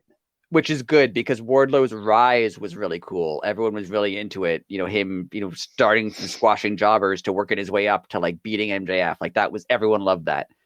But the problem is when you get to that point, like, he accomplished what he wanted to do, right? He beat MJF. Then like a couple weeks later, he won the TNT title. Like, oh yeah. You can't just have him win all the time, right? That'll eventually get boring. So I like that now they gave him another struggle, like, for him to face. That's awesome. And like Samoa Joe is someone you could legitimately see making him struggle. Like, it's like, no offense to like MJF, but like if like he couldn't beat MJF, you'd be like, that's weird that he can't, right? But like, you can see him not being able to beat Samoa Joe. Like, that makes perfect sense. And that this is his first, really big challenge against a guy who's, as big as he is and as strong as he is and as tough as he is. True. Like, it's made him an underdog, and it's made you like when he powerbombs Samoa Joe and beats him, that's going to be a big deal again. That's what I was just going to say. You're going to feel it too. Yeah, that's a good call. It's a good build. I like it now. I didn't dislike it before, but yeah, the match itself was fine. Like, it wasn't like it was, but like the story they're telling is good. Yeah, and I mean, let's just say Wardlow, he limped to the ring. which I was a little surprised. Like the crowd was given the "Joe's gonna kill you" chant. I Yeah, will say that. they were much more into Joe than they were Wardlow, which I was surprised by. I was very surprised. And I was also surprised with the ending. Yeah. I mean, we started the show with a choke out and we ended the show with a choke out, but I didn't think they would do that to Wardlow. Again, not that it makes him bad. It's just Wardlow usually overcomes everything, and Yeah, then I like thought it was going to be like he tried to powerbomb him, his leg gave out, and then Samoa Joe right, just like rolled him up or something. Like I thought right, that was going to be the end, but no, this was a more definite ending than I thought it was going to be. yeah, and it. I mean, no complaints. It was solid, but where do you think it goes from here? Do you I don't think know. it's Like over? I thought it might be over because Darby came out, and I thought they were going to move into like a Samoa Joe Darby thing. But then Right. he also cut off Wardlow's ponytail, so like that's not that Oh yeah, that's gonna go somewhere. that's true. I never thought of that. Like they're not just gonna be next week. Wardlow's gonna be like, oh yeah, I like my hair like this. It's actually better. Yeah, And thanks, then thanks, Joe. this is much easier to care for hairstyle. Yeah, good job. And then just like move on. Like that's gonna go somewhere. Like Yeah, I I don't know. Are totally they forgot writing about out Wardlow for a bit? Maybe they are. Like maybe they're writing him out for a bit where he like has an injury, quote unquote, and that's true. we get Samoa Joe versus Darby for a bit, and then Wardlow can come back and have his like triumphant win. Maybe that's where they're going. I can see that. I can see all that. I like that AEW kind of. I don't want to say they do this often, but like you said, they'll write somebody like the Wardlow situation. He, got attacked backstage. He loses his match, and you really don't question like, hey, we haven't seen Wardlow in like 2 weeks. You know what I Right. mean? It's Yeah. just Until it like gets you to like Miro length. Miro Yeah. time. Like, Yeah. oh, he's been on TV in 2023 or Right. 2022. Excuse me. Yeah. It's been Um, like 8 months or something. Like, yeah. Um, so yeah, but I that's do like how they do that's that. Like it makes, and I like how they intersperse feuds. Like Darby's feuding with Samoa Joe, and like technically, so still is Wardlow. Technically, still so is Hobbs, right? Like, yeah, yeah, and that makes a lot of sense because the weirdest thing about we talk a lot today about weird stuff in wrestling that you just accept. right, Like the weirdest thing is like you have like a blood feud with someone, and then wrestler A wins the title off wrestler B, and then they just like move on, and like they've hated each other for right, a year, and now they're just like, well, I have a new contender, and just like completely forget about one another. Like right, it makes a lot of sense to be like, no, Darby's still annoyed that like Samoa Joe beat him up a few weeks ago. right. So like Yeah. you can have arguments with more than one person at a time. So Yes, that is very true. so I like that. I like them like interspersing the feuds together, and like I like it. I think I don't know where it's going necessarily, but I want to see it. I Yeah, I totally agree. Um, it was a very fun show. It was Um, a much better Dynamite than this is one of the best Dynamites in recent history, and yeah, I and didn't expect it from like I figured like the New Year's show would be like kind of a throwaway show. yeah, kind of like not that the Christmas show is a throwaway either, but just lighter. You Yeah, know, not maybe advancing as many storylines or starting anything, but they did everything. It was a yeah, great definitely. show. It was a really good show. Um, and with a really good show, AEW had a really good year. Uh, and we're gonna take this time to yes, you get to hear us talk a little longer. Yes. Um, uh, we're gonna go over some of our favorite moments, matches, feuds, all that stuff throughout the year, and just kind of like a little open forum, and go back and forth. And I prefaced Rick with this before we started. I'm officially a crazy person because I took this way too seriously. I don't think I took like schoolwork this seriously. Like I went back in notebooks from notes and was watching old matches on YouTube and That's awesome. taking additional notes. That's And then I awesome. was like, because I was like normal me, like I mean, if this would have been a school assignment, I would have done about 18 seconds before before we started. And like, dude, I thought about this for so long. Like, but like, no, I was like, no, I'm gonna do this right. And That's yeah, and it awesome. took me. It took me almost a year. Uh Well, you could start so then. So you can start with your, and I don't know I'm if you want to already start with like honorable mention moment of it. You're going to start with your top moment or like your top I'm match or, just I was gonna do my number three in moments, my all number right. three in matches, my number three feud, and I was gonna do all predictions at the very, very end because those All are going to right. be fun. Yeah, I kind of lumped my matches and moments and feuds all into one thing, but I have separate ones, so we can go through them. So you can start. Well, I'm already gonna make an edit here because I don't like my number 3 and my number 1, so I'm gonna switch them. So my All number right. 3 moment of the year is Thunder Rosa winning the title. Yeah. I mean, again, we talked about sometimes things go too long.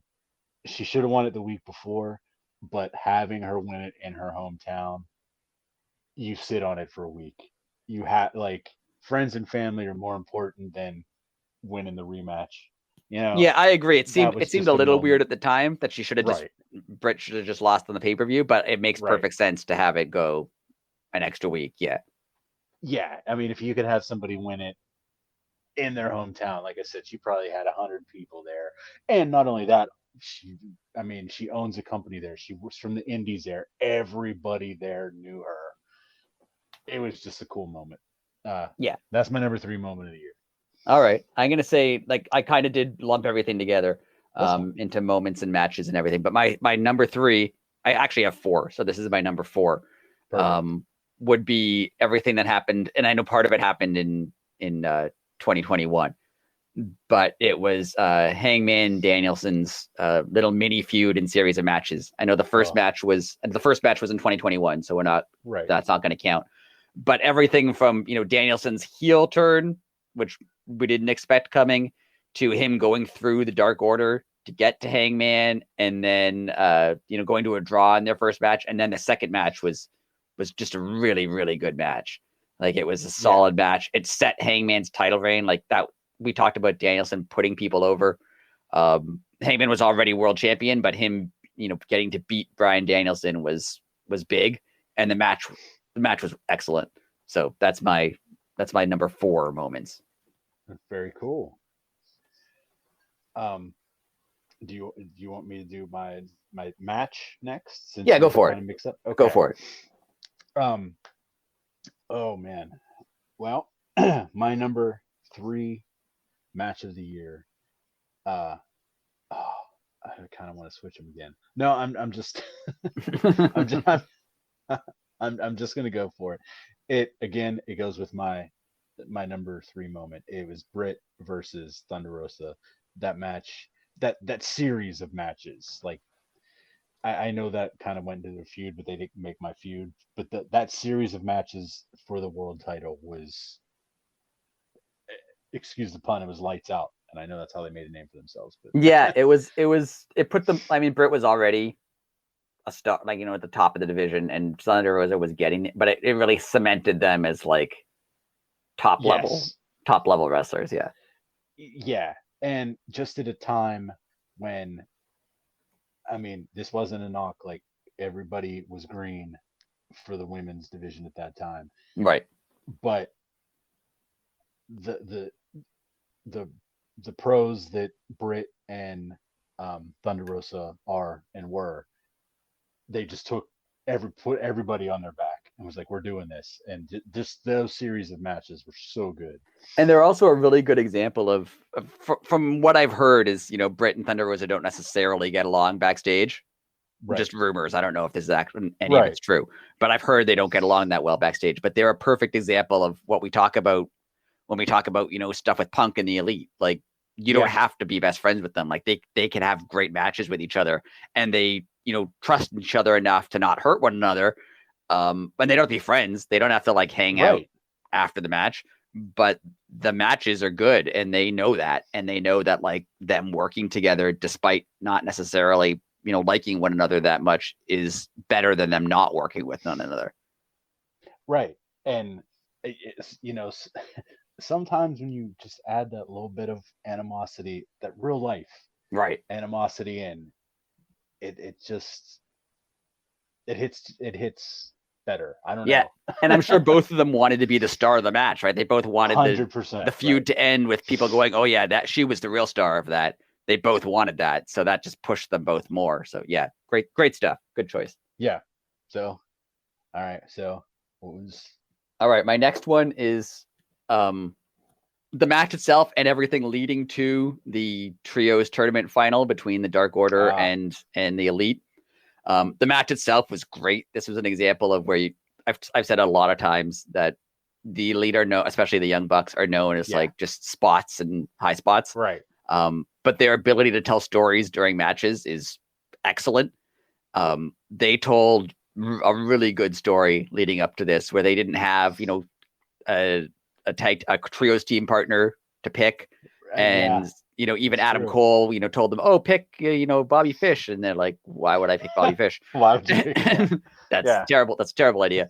It's the worst idea you ever had. And then that didn't work out. So then they're like, oh, let's go to Hangman. He's going to be our tag team partner. And he's like, no, I'm not. But I'm also not going to be with Dark Order because I'm just going to support them because they supported me in my run to the title.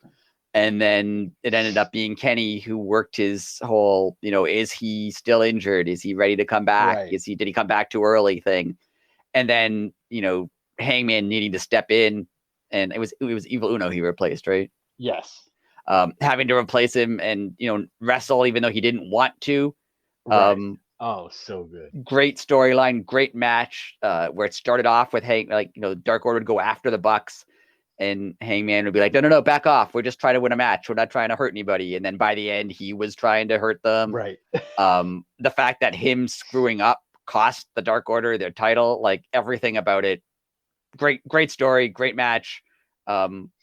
Unfortunate that everything happened afterwards.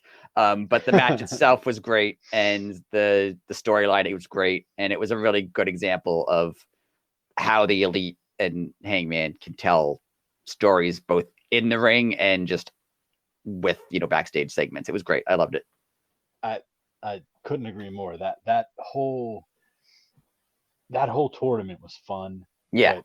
The ending, like the way you just said it, like hearing it and reliving that was so well done and so meaningful for the fans. Like that one was 100% for the fans. Yes. Like everybody loves the Dark Order in a certain way, and like the Dark Order will always be, but this was a bad year for the Dark Order. Right. And this was like you didn't think, no one really thought Dark Order was going to win. Right. But the fact that they could have, like they're not, this isn't a shot at the Dark Order, but they're not at the level of the Elite, like Kenny Omega, and like in terms of star power or anything. But the fact that people not only thought they could win, but everyone was behind them. Like we wanted them to win. Oh yeah.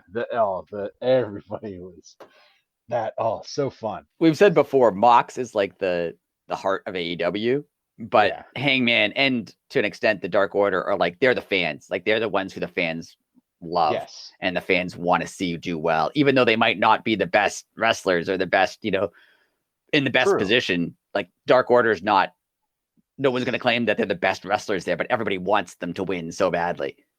Yeah, they're the good underdog. Yeah. Yeah. That whole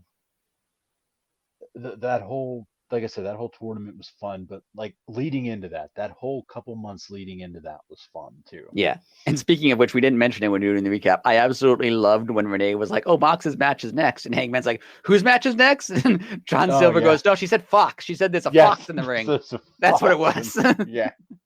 I love Silver is so good. He's so quick-witted. He's so good. John Silver's the best. Yeah. So yeah, hope for good things for Dark Order. I feel like they could win the trios title one day. I don't think it would be beyond them to win that. I think that's something that they could do, and it would be really cool if they did.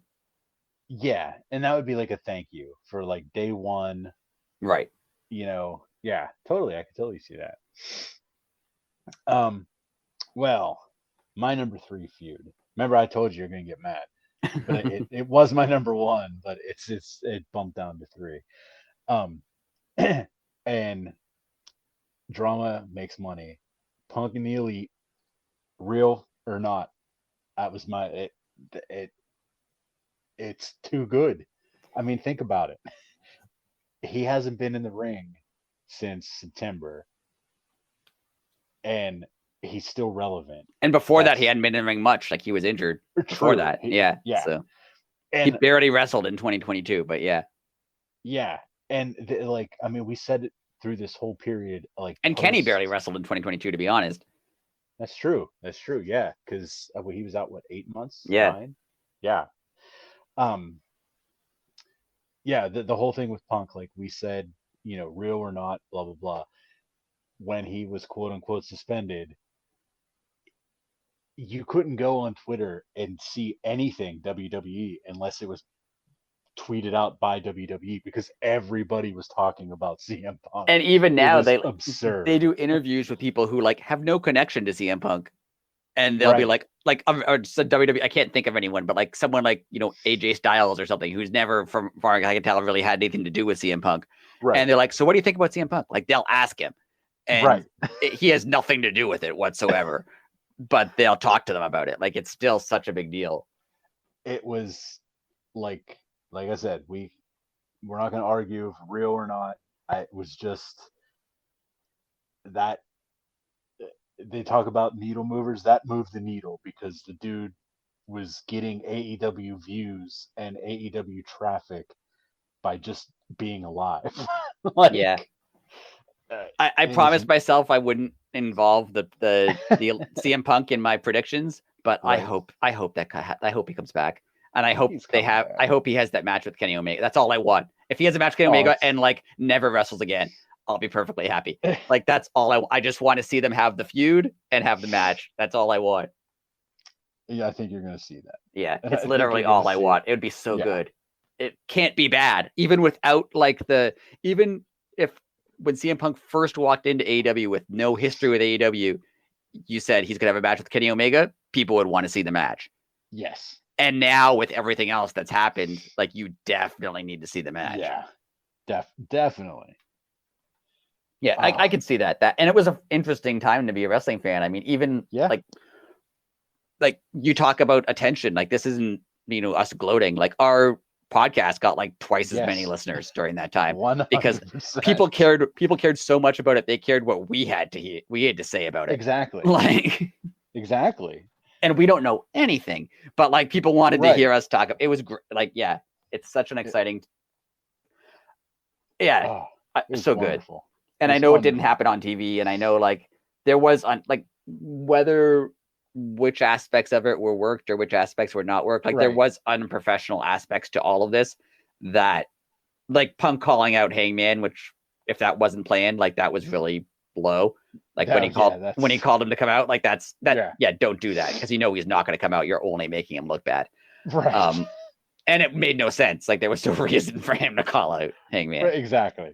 So there is some sort of, dislike probably between them, but especially Punk and Hangman, like they're professional enough and they're smart enough to realize, and Punk and Omega and Hangman, like they're all smart enough to realize that, like, look at Thunder Rosa and Britt Baker and be like, they can wrestle each other. So can we. Right.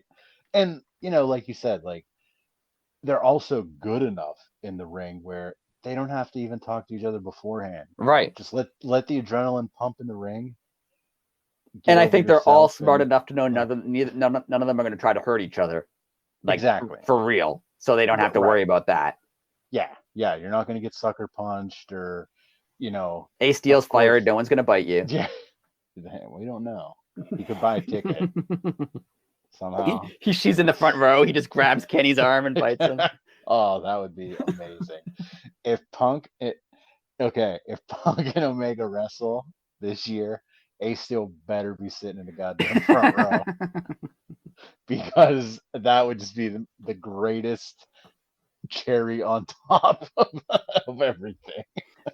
This feud, like not real. I mean, that's not even a feud. This like story, this situation, definitely like monopolized a large percentage of the year for AEW. And I get why some people say, "Oh, it's detrimental because it's not happening on TV." Right? You're talking about stuff that's not happening. Like you're not going to tune into Dynamite in November and see this play out on TV. Correct. So I get why people say it's detrimental, but it made you pay attention. And if it does ever actually happen, it's going to be like the biggest thing in wrestling in the last 10, 15 years. Yeah. Yeah. I mean, it's going to be on, well, just like it was when he cut the media scrum promo or whatever Right. you want to call it. It wasn't a promo, but Yeah. like, I mean, it was on ESPN. Right.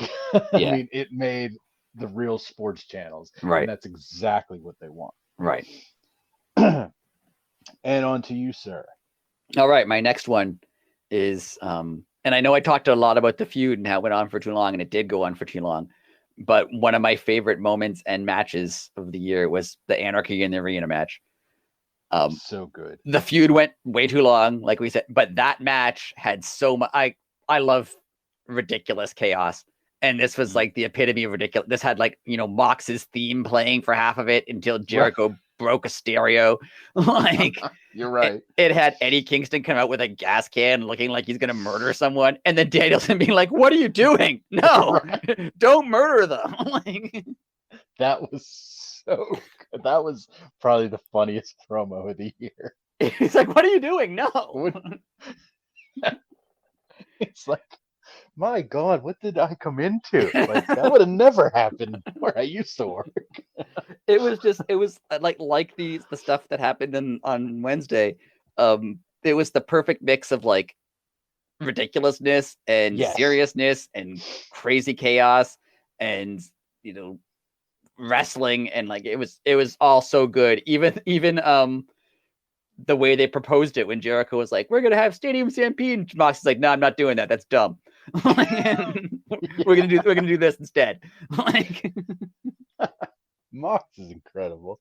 So good. All of it was great. I loved it. I wish that it would have ended at like Blood and Guts and not continued on forever, but the match itself was, I was surprised that Jericho's team won at the time, and it made sense because it was setting up Blood and Guts where you thought things were going to end.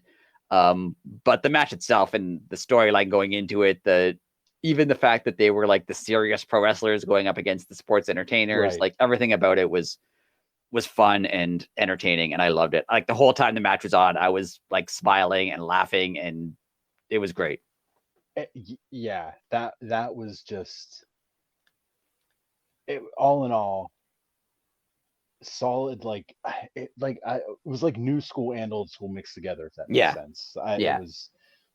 It was a lot of fun.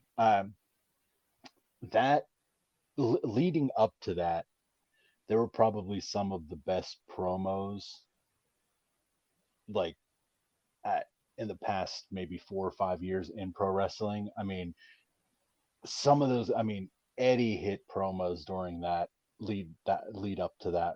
Jericho hit promos that were good. They were just, it was out of this world how everything aligned up perfectly for that. That was to the point where you can understand where they're like, no, let's just have this feud last for 8 more months because it was so good then that you're like, no, more of it could only be better. Wasn't true, but leading up to that, everything about it I loved. I thought it was great. A lot of fun. Excuse me. A lot of fun. And Eddie's going to get his redemption. I hope he's going to have to. I agree. He has to. My number 2 moment of the year wasn't a moment. It was more of a like 5-hour pay-per-view, but it was all of Forbidden Door. Yeah. Never in a million years did I think that anything, again, because we were raised on WWE, like super shows just did not exist once like the territories ended, Right. So I never saw a super show. I mean, I know they kind of do them in Japan every now and again, but it was different because this was an American company working with New Japan, and wow, it happened, and it was incredible. There's so many matches on that card that were outstanding. And when I think about it, not only were the matches great, like the pay-per-view was great, but when you think about it, what I think of is how many people from AEW specifically were injured or out at that time. So how many matches they planned for and then couldn't have, and then still managed to have the show that they had. Was incredible. It was great. if that was the backup plan, I want to Right. see what plan A was. Yeah. Because that was it was just special. It was fun. And I really hope that they add their pay-per-views to the Ring of Honor streaming service because I would love to watch Forbidden Door again. Yeah, it was great. It was, yeah. I would love, also what I would love to see is when, AEW and New Japan have a relationship. Right. What I would love to see was something involving, some of the New Japan guys not on a permanent basis, because obviously they have full-time commitments to New Japan, Right. but something like, Bullet Club or something coming over once in a while and being a part of AEW, even though they're only there for, a couple months at a time. Like that would be great. Right. Kind of like with how Takesh that was here for like the summer. Right. Just have like a New Japan invasion for, not invasion, but just like some of their guys come in for an angle. Yeah, like and just make them a part of AEW. Right. Like Bullet Club is an AEW faction. It also happens to be a New Japan faction. Like it can be in both things. Oh, that's 100% coming. That would be really cool. Because that's, again, like the Bullet Club became popular because of their T-shirt, honestly. Right. And because of that, and a lot because of the Elite. Like they became popular because of the Elite. Like, so I mean, you have both of them just sitting right there. I mean, that's printing money. Yeah. All right. So moving on to you, sir. All right. I'm going to do my number one thing. Number one. I have it as a feud and a match and everything. So this is my number one, just general thing that happened this year. Okay. And that's everything between CM Punk and MJF. Incredible. I know we talked about CM Punk a lot, but the feud they had, MJF's promo where he talked about, Punk said, "Oh, that was for me just a Tuesday," and MJF being like, "No, but it was really meaningful to me," and explained why it was meaningful to him. Then Punk being like, "Was that true?" And then MJF like, "Yeah, we still don't know if that's true. Maybe it was true, but MJF is just a jerk, right?" Right. Like, right. Oh, it was so good. Him turning on him after that, and then the match that they had with the dog collar match was incredible. A great match. Punk with the ROH entrance, and yeah. And then they had the Wardlow turn where Wardlow couldn't find the ring, and then was like, "Oh yeah, here's the ring," and gave it to Punk. Like, it was so good. The whole thing was so good, and the only thing that makes it not like the best wrestling thing I've seen in years is that Punk got injured and they couldn't have the rest of it. Right. Because where they were going after All Out when Punk won the title, like MJF was back and they were going to do it again. Right. This time, MJF was going to take the belt.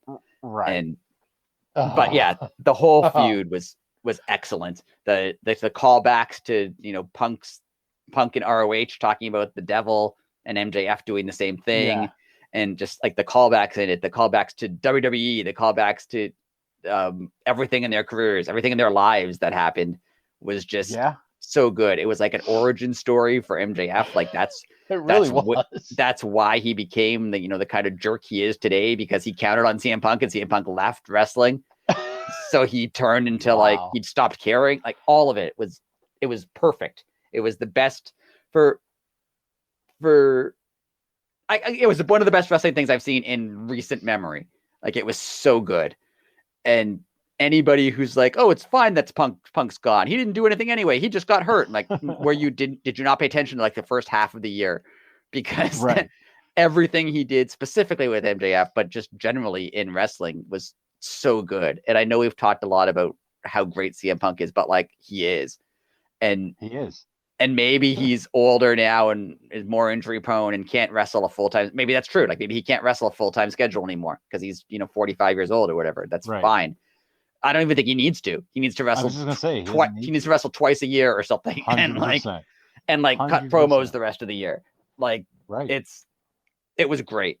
It made you care about MJF more than he's an obnoxious guy who like makes fun of the town you're in. It made. It gave him a character. It gave Punk more of a character, because Punk's whole thing is like, he's a good guy who wants to help people. And then like, no, he actually really hurt MJF. His story of leaving WWE because it was too hard for him. Like it wasn't just about him. It was about the people watching him too, who felt like he abandoned them.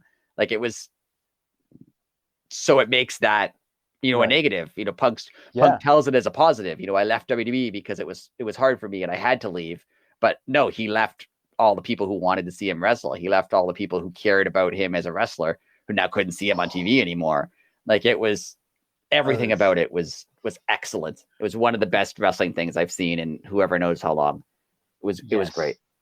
Totally agree. It was and the match was great. The dog collar match was wonderful. It was a great match. Oh, what a payoff. Yeah, it was perfect. Perfect. It really was. Man, it seems like it was like 10 years ago. It really does. Yeah. It's like makes my head hurt to I know. think about. Like, wow, that was this year. That was this year. I had to look it up because I'm like, no, that couldn't have been this year.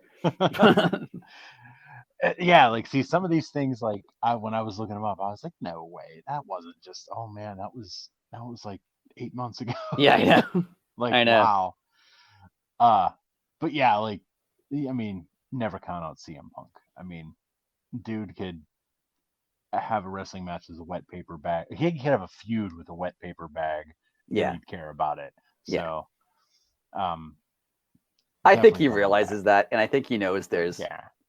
Even if he's hurt, even if he is hurt and tired and like, sick of wrestling, there's also a part of him who, like us, we're old and we're not wrestlers, but like we like wrestling and we care about it. And like, it's been something that we don't need to do this. Like we're doing it because it's fun. 100%. Right? Like it's talking about wrestling is fun for us. Like that's just the kind of people we are. And that's him. Like he wants to do it. He does. Yeah. Like, he's sitting 100%. At home going like, yeah, I'm hurt and I'm tired, but like, oh man, that would be really cool if I could do this match with this guy or this feud with this guy. Like, he wants to do it. And I think he's going to. He is 100%. He is like, because if he didn't want to do it, he didn't need to come back. He could have just retired, right? He could have retired forever. And there was no need for him to, like, AEW paid him a lot of money, obviously, but like, he doesn't need money really. Like, he's not here for the money. No way. So hopefully he comes back, and I want to see that. Amazing. I hope he comes back. Not I hope. I know he's coming. He's 100% coming. I'm really leaning towards him coming back. Like I always thought he was going to come back, but now I'm like, no, if he doesn't, that'd be weird now. Like it would be strange at this point if he didn't come back. Yeah, totally. And when he does, hey, January 11th. So if they do it on January 11th, that's going to be incredible.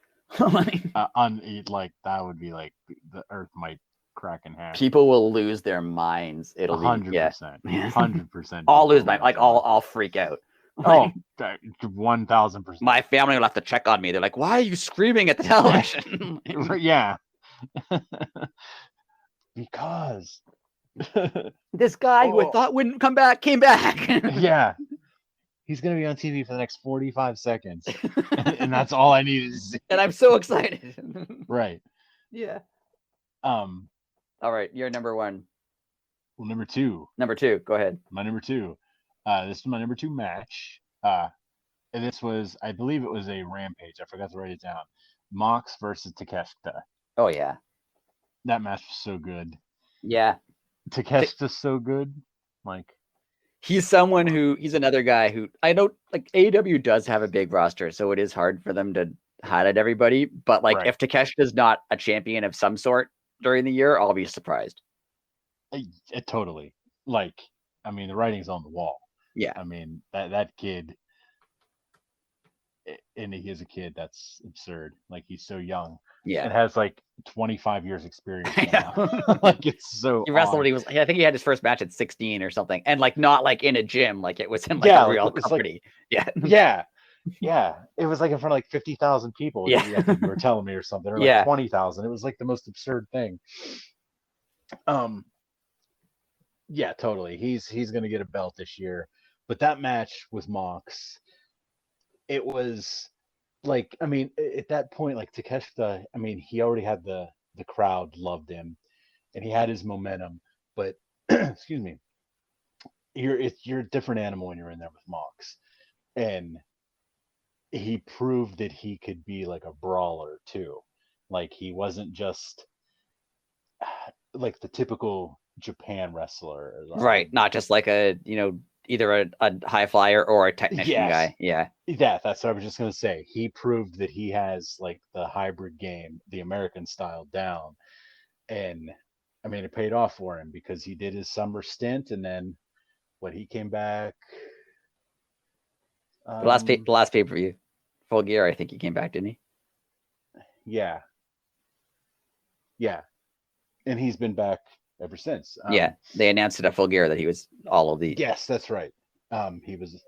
Yeah, he's Speaking of which, his first match, August 2012. I think I sent you the match. He wrestled El Generico. That's amazing. In his first match, yes. Like it was a real match, like unbelievable, unbelievable. But yeah, just that match. I mean, Takeshita bled. Well, I mean, Mox is involved. Somebody's bleeding if Mox is involved. So, it was brutal, but there was like the respect factor. I mean, the whole like Takeshita thanking Mox afterwards, and then going apologizing on Twitter when he did that. I was like, I love this man. Yeah, yeah. His Twitter account on its own is great. Yeah, we're like, dude, you don't need to apologize, but that was the coolest thing ever. Yeah, like, we know it's fake, but that was awesome. That was really cool. He's great, and he is great. Like the BCC, what we talked about, they put people over so well, and they make you like people love Mox, but he can make you hate him pretty easily, and he can make you really like the guy he's against, especially when the guy he's against is someone you already really like. True, very true. But great stuff. Great stuff. Moving on. What do you got next, sir? I've ran out of stuff. I didn't prepare to the level that I didn't prepare to the level that you did. So you can just go and I'll chime in. Okay. Well, this is just easy because I have my match of the year and then my feud of the year. So all right. I'll do my feud of the year first because it's kind of actually funny. It's basically Mox versus anybody, aka when he had the interim title. Yeah. That was great. That was wonderful. He didn't need to be a world champion in a feud, and the fact that he made all the people on the internet, well, what a surprise, they weren't right. Made all the people on the internet eat their words, like, you can't just wrestle random matches every week as a champion. Do whatever the hell you want. It's not real. I mean, like, I'm sorry. Exactly. It's as long as it's entertaining, you can do literally anything. Literally. Like, yeah. So, I mean, they kind of broke the stigma of you could go weeks or months without your world champion having an ongoing feud. He just wrestles random people. Yeah, and like people who weren't even necessarily like main event level guys. Like they were just matches with whoever Moxley wanted to have match guys from Japan. Like like just random, like whoever thought he wanted to have a match with, he just had a match. It was great. It was so great. And it was what AEW needed because it was like pretty upsetting when like Punk finally won and then got hurt. And then you're like, ugh. Yes. Like it's what they needed was just someone to be like, no, we're still here and we're just our thing is having great matches. So I'm just gonna have a lot of good matches. And they were. Everyone delivered. Like it was almost like the equivalent of how we talked about earlier with not the ladder match, the best of 7 match with the Elite. Like every week Mox had these random matches and each one was better than the next. Not saying that the other ones were bad. It was just like he would do something different every week. And he really established himself as like the guy in AEW who could do everything. Yep. He can do like a brawl. He can do a technical match. He can do a, straightforward wrestling match. He can do a blood feud. He can do it all. It was, and he did. And that's, thank you, Mr. Moxley. He never got that vacation that he wanted to have. I don't think he really wanted. I just definitely all Renee. Yeah.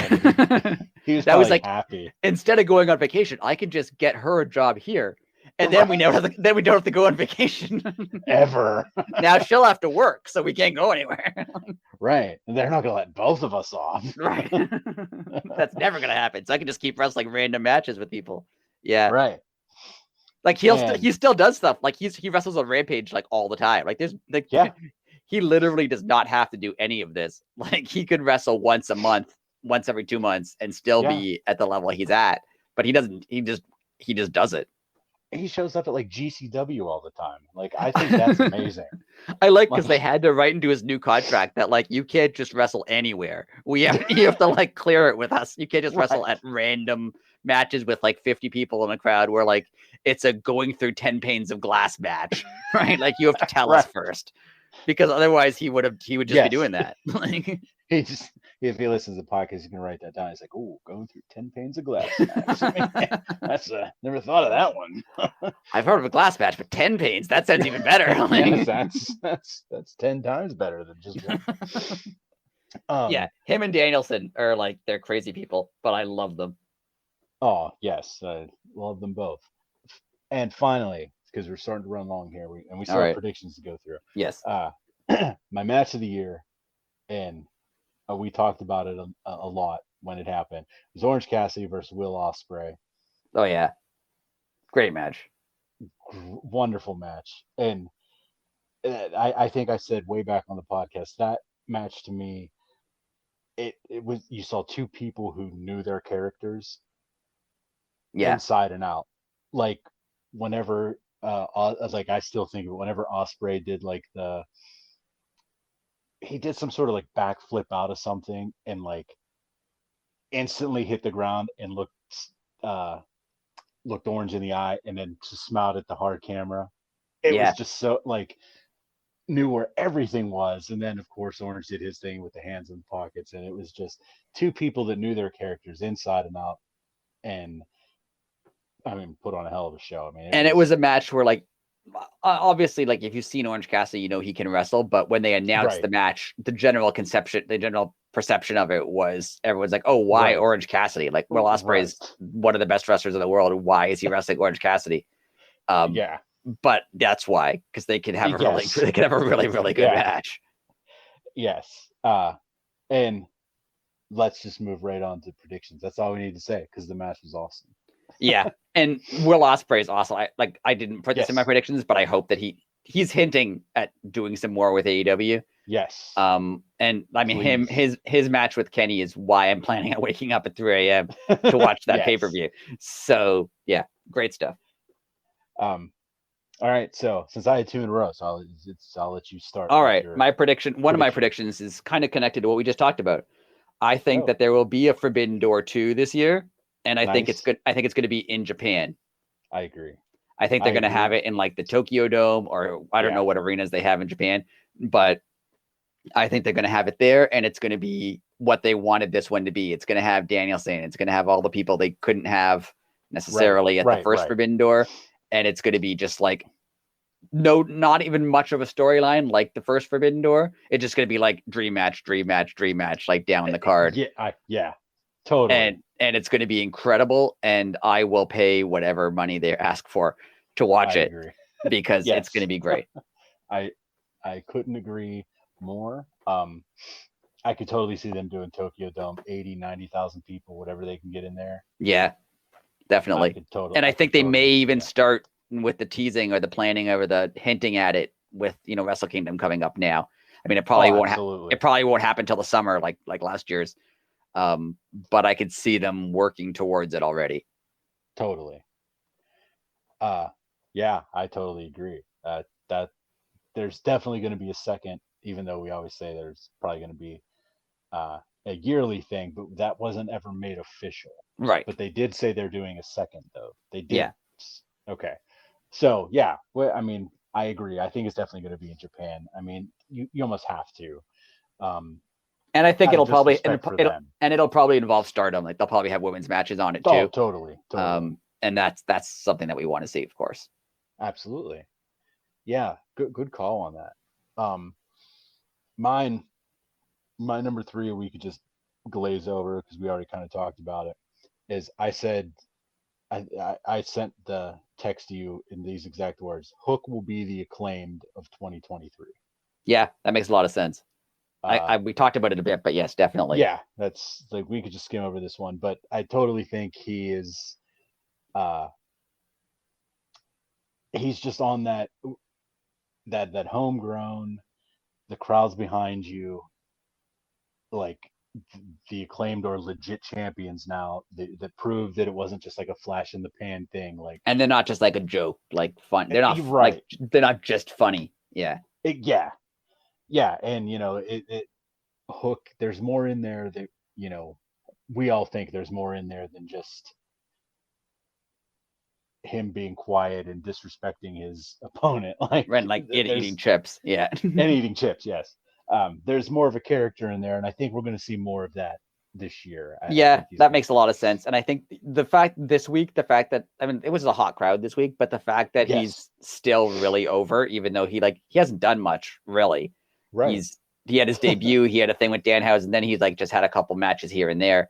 But he's still super over. And we'd already talked about it, like the moment when you thought maybe he was gonna like overhead suplex Big Bill, right? Everyone went like they were ready to start screaming. Yes, they were. I was. Yeah. So yeah, he's gonna be huge. I don't know where he'll go. I don't know if he's gonna win like the TNT title or what's gonna happen with him, but I agree. I think that's a really good prediction. Yeah, I'll take that one to the bank too. Yeah, I agree with that. On to your number 2. My next one is kind of connected to the first one, and a lot of the stuff that we've talked about today. I think that not a singles, maybe a triple threat, but a singles women's match is going to headline an AEW pay-per-view this year. And I think that this is we've hinted about it. Yeah.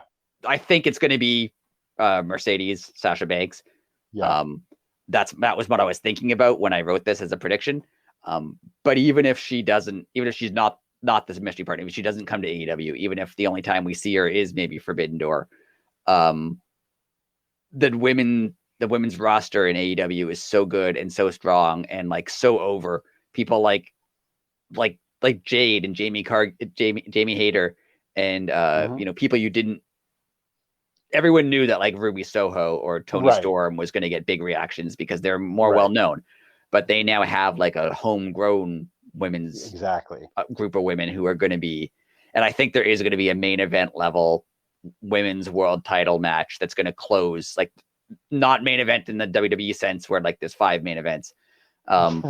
It's going to close the show. It'll be the ending show because they'll have a feud that's so hot, whether it be like Saraya versus Britt for the title, or Mercedes shows up, or Tony Storm Thunder Rosa or something. Jamie Hayter Thunder Rosa. One of them is going to main event a pay-per-view. Interesting. It's a bit of a bold prediction because main events don't usually start at 9:20, and that's when our designated women's match seems to happen. But I think Tony Khan is and this isn't a shot at Tony Khan. I think he thinks that women's wrestling isn't like a draw. I feel like that's what he's thinking. Like he probably likes the matches that he sees and knows that they're talented. He just thinks like, oh, they're like the cruiserweights were in WCW. Like they're good enough to make the show entertaining, but they're not. But I think he's coming around and realizing that like, no, first of all, they can main event. Plus, like it's the one thing WWE does better than AEW is that their women's division is featured more. And I think he's going to realize that and be like, no, we could do that too. We could do that too. Totally. We could do the same. We could do better than what they're doing. And I think that's what he's going to do. Yeah, I agree. Totally. You'll see how much I agree when I reveal my number 1. So I'll respond to yours in a minute if you don't. All right. So, I'll do mine back to back. I'll do my number 2 and my number 1 since my number 1's basically that. Sounds good. My number 2 is funny though. Danhausen will get a blimp. That would be great. It has to happen. My number 2 prediction, yes, has to happen. Tony Khan's a billionaire. Yes. I'm sure it's not expensive to rent a blimp. Yes. I mean, definitely. I don't know, it probably could be. It probably actually is really expensive to rent a blimp. But like, it's not expensive to Tony Khan. Like he could do it. Exactly. Yeah. When you have $1 billion, if it's like $10,000 to rent a blimp, right? 10 grand. It's like $100. Yeah. Like, anything less than $1 million is something he could afford to do. 100,000%. Yeah. And he can write it off because it's a business expense. And I would love it if it was like a ROH pay-per-view where like Danhausen gets a title shot or something and arrives at the arena in a blimp. Yeah, that would be great. Yes. Like he finally gets it. He finally gets his blimp. Yeah, that would be great. Yeah. I would love that. And my number one, man, it was almost verbatim what you said. If you don't like Jade and Mercedes, main event, all out, and it will be AEW's biggest show ever in all aspects. It's going to have the biggest crowd. It's going to have the most pay-per-view buys. It's going to sell the most merchandise, and they are going to put the official stamp on the AEW women division. Yes, I could see that. I could definitely see that. I could see Jade losing the TBS title to someone else, like maybe to Chris Statlander when she comes back, which seems to be the plan. Yes. And then having like a world title match. Yes. For her. Instantly almost. Yeah. That would be great. Yep. That's how it's going to, Jade is going to have she's going to step from one stepping stone to the other. Like, yeah. She's going to lose the TBS title. There's not even going to be a rematch. She's going to be instantly in the world title. Yeah, it's like when like Austin lost the IC title, or Goldberg lost the US title. Like they didn't go back for it. Like they just I'm moving forward. Like that's what they're going to do. Yeah. Yeah. Totally. But they're okay. And on a slightly related note, I don't want to take too long, but I think there's a better than not chance of Mercedes Sasha Banks coming to AEW, whether it be January 11th or later on. Like there's a better than 50% chance of her showing up at some point in the year. And I think people who maybe aren't, I know the internet's the internet, but people who aren't following, the internet as much, I don't think they realize how big that would be. I agree. Because she is over, and like she has like, she's a great wrestler. She's a great character. Like we all know that, but she's super over. And like, yeah, maybe her fan base is a little too dedicated, but her fan base is dedicated. Oh yeah. That's a needle mover. Like they're going to show up. Like there's people, I'm pretty sure there are people who are just Sasha Banks fans. And like, if she's not in wrestling, they'll watch whatever she's in. So yeah, like her coming to AEW, even if it's for one match, even if it's for Forbidden Door 2 that they just have her be at, yeah, absolutely. That's going to be huge. Just her showing up in any other company, like the fact that she's almost certainly going to show up in New Japan is huge. Yeah, like this is, well, I totally forgot to write this down, so I'm just going to throw you a curveball late in the game here. Simple yes or no, because I know we're running low on time here. Is Sasha Banks leaving WWE? And I mean, you could say New Japan is officially competition for WWE too, even though WWE would never admit it. Right. Is Sasha leaving WWE and going to the competition? Is that as big as the Outsiders? I think it's really close. Because the only reason it's not 100% for me is because of how they booked her in WWE. That's like when Kevin Nash left, like he was basically coming off a run as world champion and then left. If they had booked Sasha properly, she should have been, the chance. Like, I don't know if this is still true because I hadn't watched all of WWE, but there was a time period when she was like a 3 or 4 time women's champion and had never defended the title successfully. Like she lost it immediately every time. I think like the first 2 or 3 times she won the belt, she never defended. Like she lost immediately. Like I don't know what they were doing with her. Wow. And I don't know, maybe Vince didn't like her, or maybe she does have like an attitude, whatever. But they didn't know what they were doing with her. And like people can have attitudes. Like CM Punk probably has an attitude. The Young Bucks probably have an attitude. Like that's fine. But like also like recognize talent.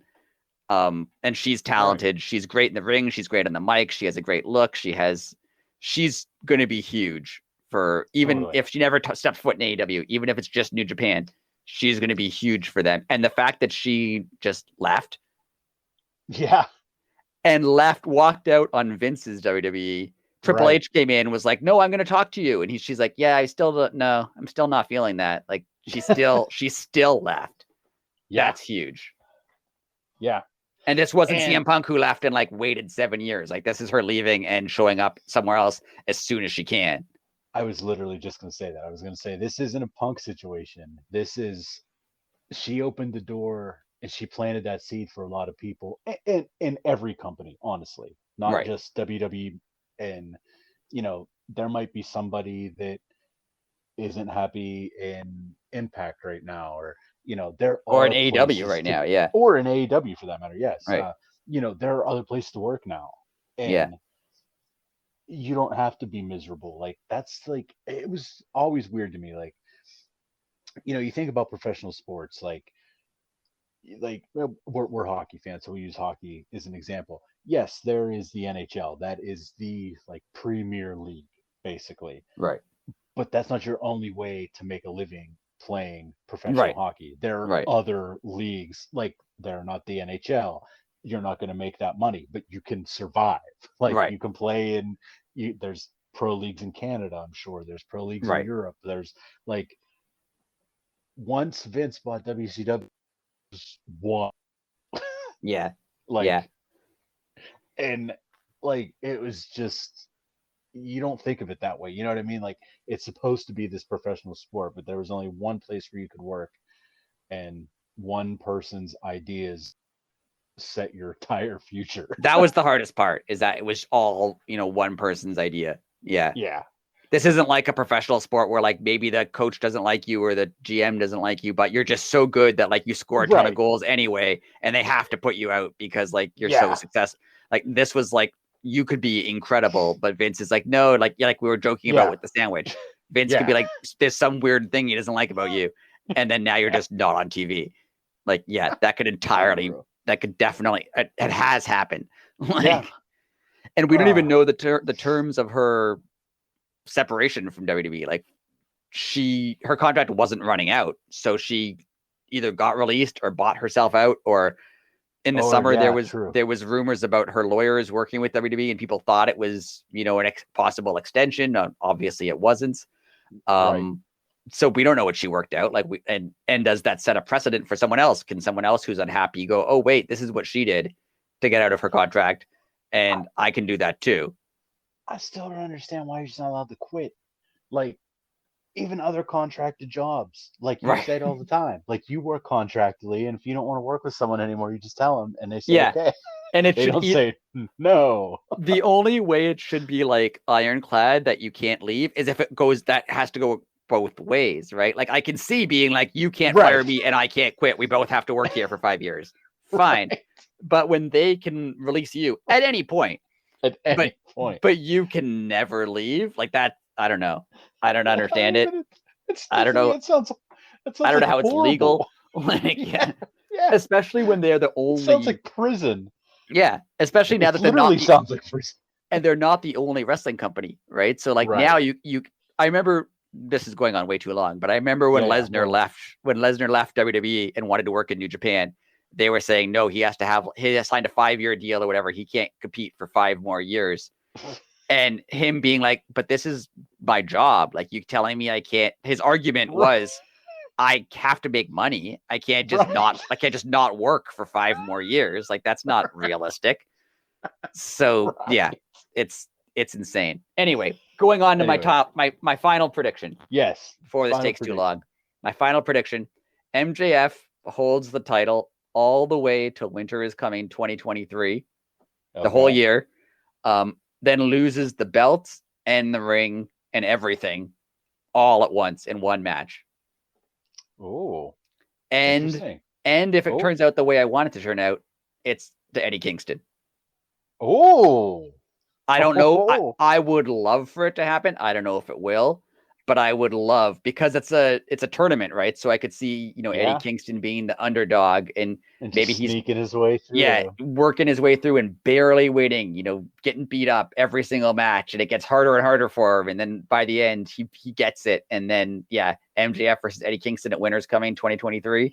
Even if he wins it and then loses it at the next pay-per-view, like that would be a huge moment. Well, if you think about it, the next Winter is Coming is December. The next pay-per-view is March. So right. So if he held it for 4 months, that's perfectly fine. That's perfect. That's perfectly respectable. And I mean, he's an older guy. He's not right. the future of AEW, but like that would be such a big moment if MJF had like a year-long run with the title, and then this guy who shouldn't really be there, like he's scratched and clawed his way in, he worked his way up, he maybe forced his way into the main event and then won. That would be great. That would be. I'm all in on that. Excuse the pun. That's perfect. And I don't know if that's just me wanting to see it or if it's a legitimate prediction, but either way, that's what I'm saying. Hey, I said Danhausen was going to get blimp. There you go. I think I just want to see that too. Yeah.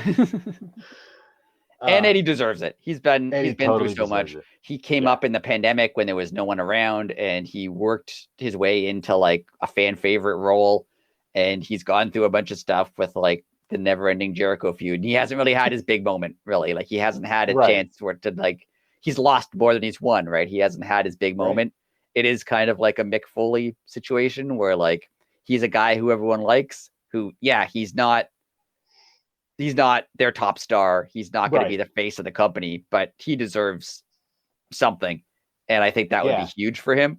And you can say, oh, maybe the guy who takes it off MJF's year-long run should be, another up-and-coming star. But I don't think that's necessary. I think Eddie Kingston can take it off MJF, and he can lose it back to MJF in 4 months, and then MJF can have another 6 months run, right? Like that's fine. Yeah. But I just want to see that happen. I couldn't agree more. That is wonderful. I would love to see that. I want to see that now. Yeah. Like, and just because it's a tournament, you can come up from anywhere, right? You don't have to be an established main event guy. He could not be on TV for a couple months before and like still do it, and it would work, and the crowd would get behind him like every match. Totally. If he had to work a little bit harder to win every single match and try a little bit harder, and he was a little bit more beat up by the like, it would be a huge thing if he did it. Oh man, I want that to happen now. I hope it happens. That's my year. That's my prediction / hope. And what a year! Wonderful. Yes, what a year this was. What a year! It was messy in a lot of ways with all the injuries and the backstage stuff and the, Malachi, leaving for a bit and whatever with Andrade and whatever with Sammy, and like there was a lot of like messiness with Punk being injured and Thunder Rosa being injured and Adam Cole and the Undisputed Elite thing not really working out. But there was also so much that was just great TV. So great. So much fun. Again, I some of this stuff seems like it happened years ago, and some of it seems like it happened yesterday. And it was such a fun ride so far. Yeah, and just how great is it? And I know I don't want to be the bitter bashing WWE guy, but like how great is it that like we grew up watching WWE, got sick of WWE, got annoyed with how they did things and who was running it. And now there's another company we can watch. Like there's something else. You don't have to just stop, even for fans. Like you're talking about how like, a wrestler can leave WWE and work somewhere else. Well, now if you're sick of WWE, you can watch another show. Yeah. Which wasn't the case for 20 years, basically. Like, yeah. I mean, there might be a time when I get sick of AEW. Like, I wouldn't quit watching it altogether, but maybe there's going to be a time when I watch, maybe I start to record Dynamite and I forward through the parts I don't want to see. Like, right. And it's great to know that I can watch Ring of Honor. Right. I mean, it's so fun right now. There's a very thriving, like if it was on an available channel that I could get, I would watch Impact sometimes. Like I don't know where it airs or how you go about watching Impact. Same here. But like if I could watch it, I probably would. Like I'm going to order a New Japan pay-per-view. If you had told me 5 years ago that maybe I ordered the one that Jericho was on. So whenever that was, if you had told me 10 years ago that I was going to watch a New Japan pay-per-view, I'd be like, why would I do that? But like now the wrestling world is really cool right now. Like I'll probably watch WrestleMania, as it's not even a bashing WWE thing. Like I watched the last WrestleMania. It was pretty good. So I might, I mean, it comes with my cable. Like I don't have to pay for it. Maybe that is something I'll do this year. I mean, what else? Why not? What else? Why not? It's also like I probably have to take out probably have to rent some food or something because it's like 27 hours long. Yeah. Yeah. People, I know the AEW pay-per-views are long, but WrestleMania is long. At least it's 2 days. Like, I like the 2 days. The That last blows my mind. The last one that wasn't 2 days was like 7.5 hours. And I was just like, no. Yeah, like the one year me and my buddies, I mean, that was like our thing. Even when we weren't watching wrestling, we would get WrestleMania every year. So Right. like up until like the past 5, I saw every WrestleMania. Yeah. And like that one year, like we started, and like the pre-show started at like 2 o'clock. Yeah. And like we were calling everybody like, "Hey, pre-show's coming on." I'm like, what are you talking about? Show starts at 7. Yeah. And we're like, "What? A pre-show starts at 2." They're like, "The pre-show's 5 hours long." Yeah. I remember. And I mean, okay, yeah, go ahead. I was just gonna say it really was. There was like interviews and everything, but like the whole WrestleMania thing was like you said, about 9 hours. I think it was that same year that I watched it like on a 3-hour delay because I'm like, I'm not watching 7.5 hours. So I watched it purposely late, like started so you could forward so I could forward the stuff that I didn't want to see. And like that, then I was like, that's the way to watch WrestleMania because you can skip all the promos the videos. Yeah. But I mean, this year it was a good show. Like, this is not a WWE podcast, but WrestleMania was a good show. Happened this year. A lot of promos in between every match. There was several recap promos and several hype promos, and I know part of that's because a lot of people don't watch the show the rest of the year, so but like, well, that's true too. That's the kind of stuff you could skip, and you could get it down to like, half the length. So, all right, I think it is time to call it an evening. Yes, and it's been a fun year podcast. I know it hasn't been a year yet, very fun year. The year the podcast started this year, so it's been a lot of fun. Yes. Yeah, we're coming up. We're 5 months away. We started in late May, so 1 year. We have to start planning a big 1-year anniversary. Yes, lots of fun. Lots of fun. Again, always thank you everybody for listening to us. We're going to keep doing them as long as you keep listening. We'd probably still do them even if you weren't listening, to be honest. Yeah, well, yeah, it would just be through text messages because that's what we talk about during the day anyway. Yeah. Follow us at Elite City Pod everywhere. Yes. The website's elitecitypod.wordpress.com. There you go. Everything is there that you need. Please subscribe. Please tell your friend to give us a listen. Pass the word along. If you would like a invite to our Discord, please message one of us. You could message either of us on Twitter or at Elite City Pod. I'm Blasco for life if you don't know that on Twitter. And we'll get you a invite to the Discord. It's a fun little community over there, and we're growing there too. So do you have any closing thoughts, my friend? No, that's it. It's been fun. It's been a fun 2022. I'm looking forward to next year. Happy New Year to everyone.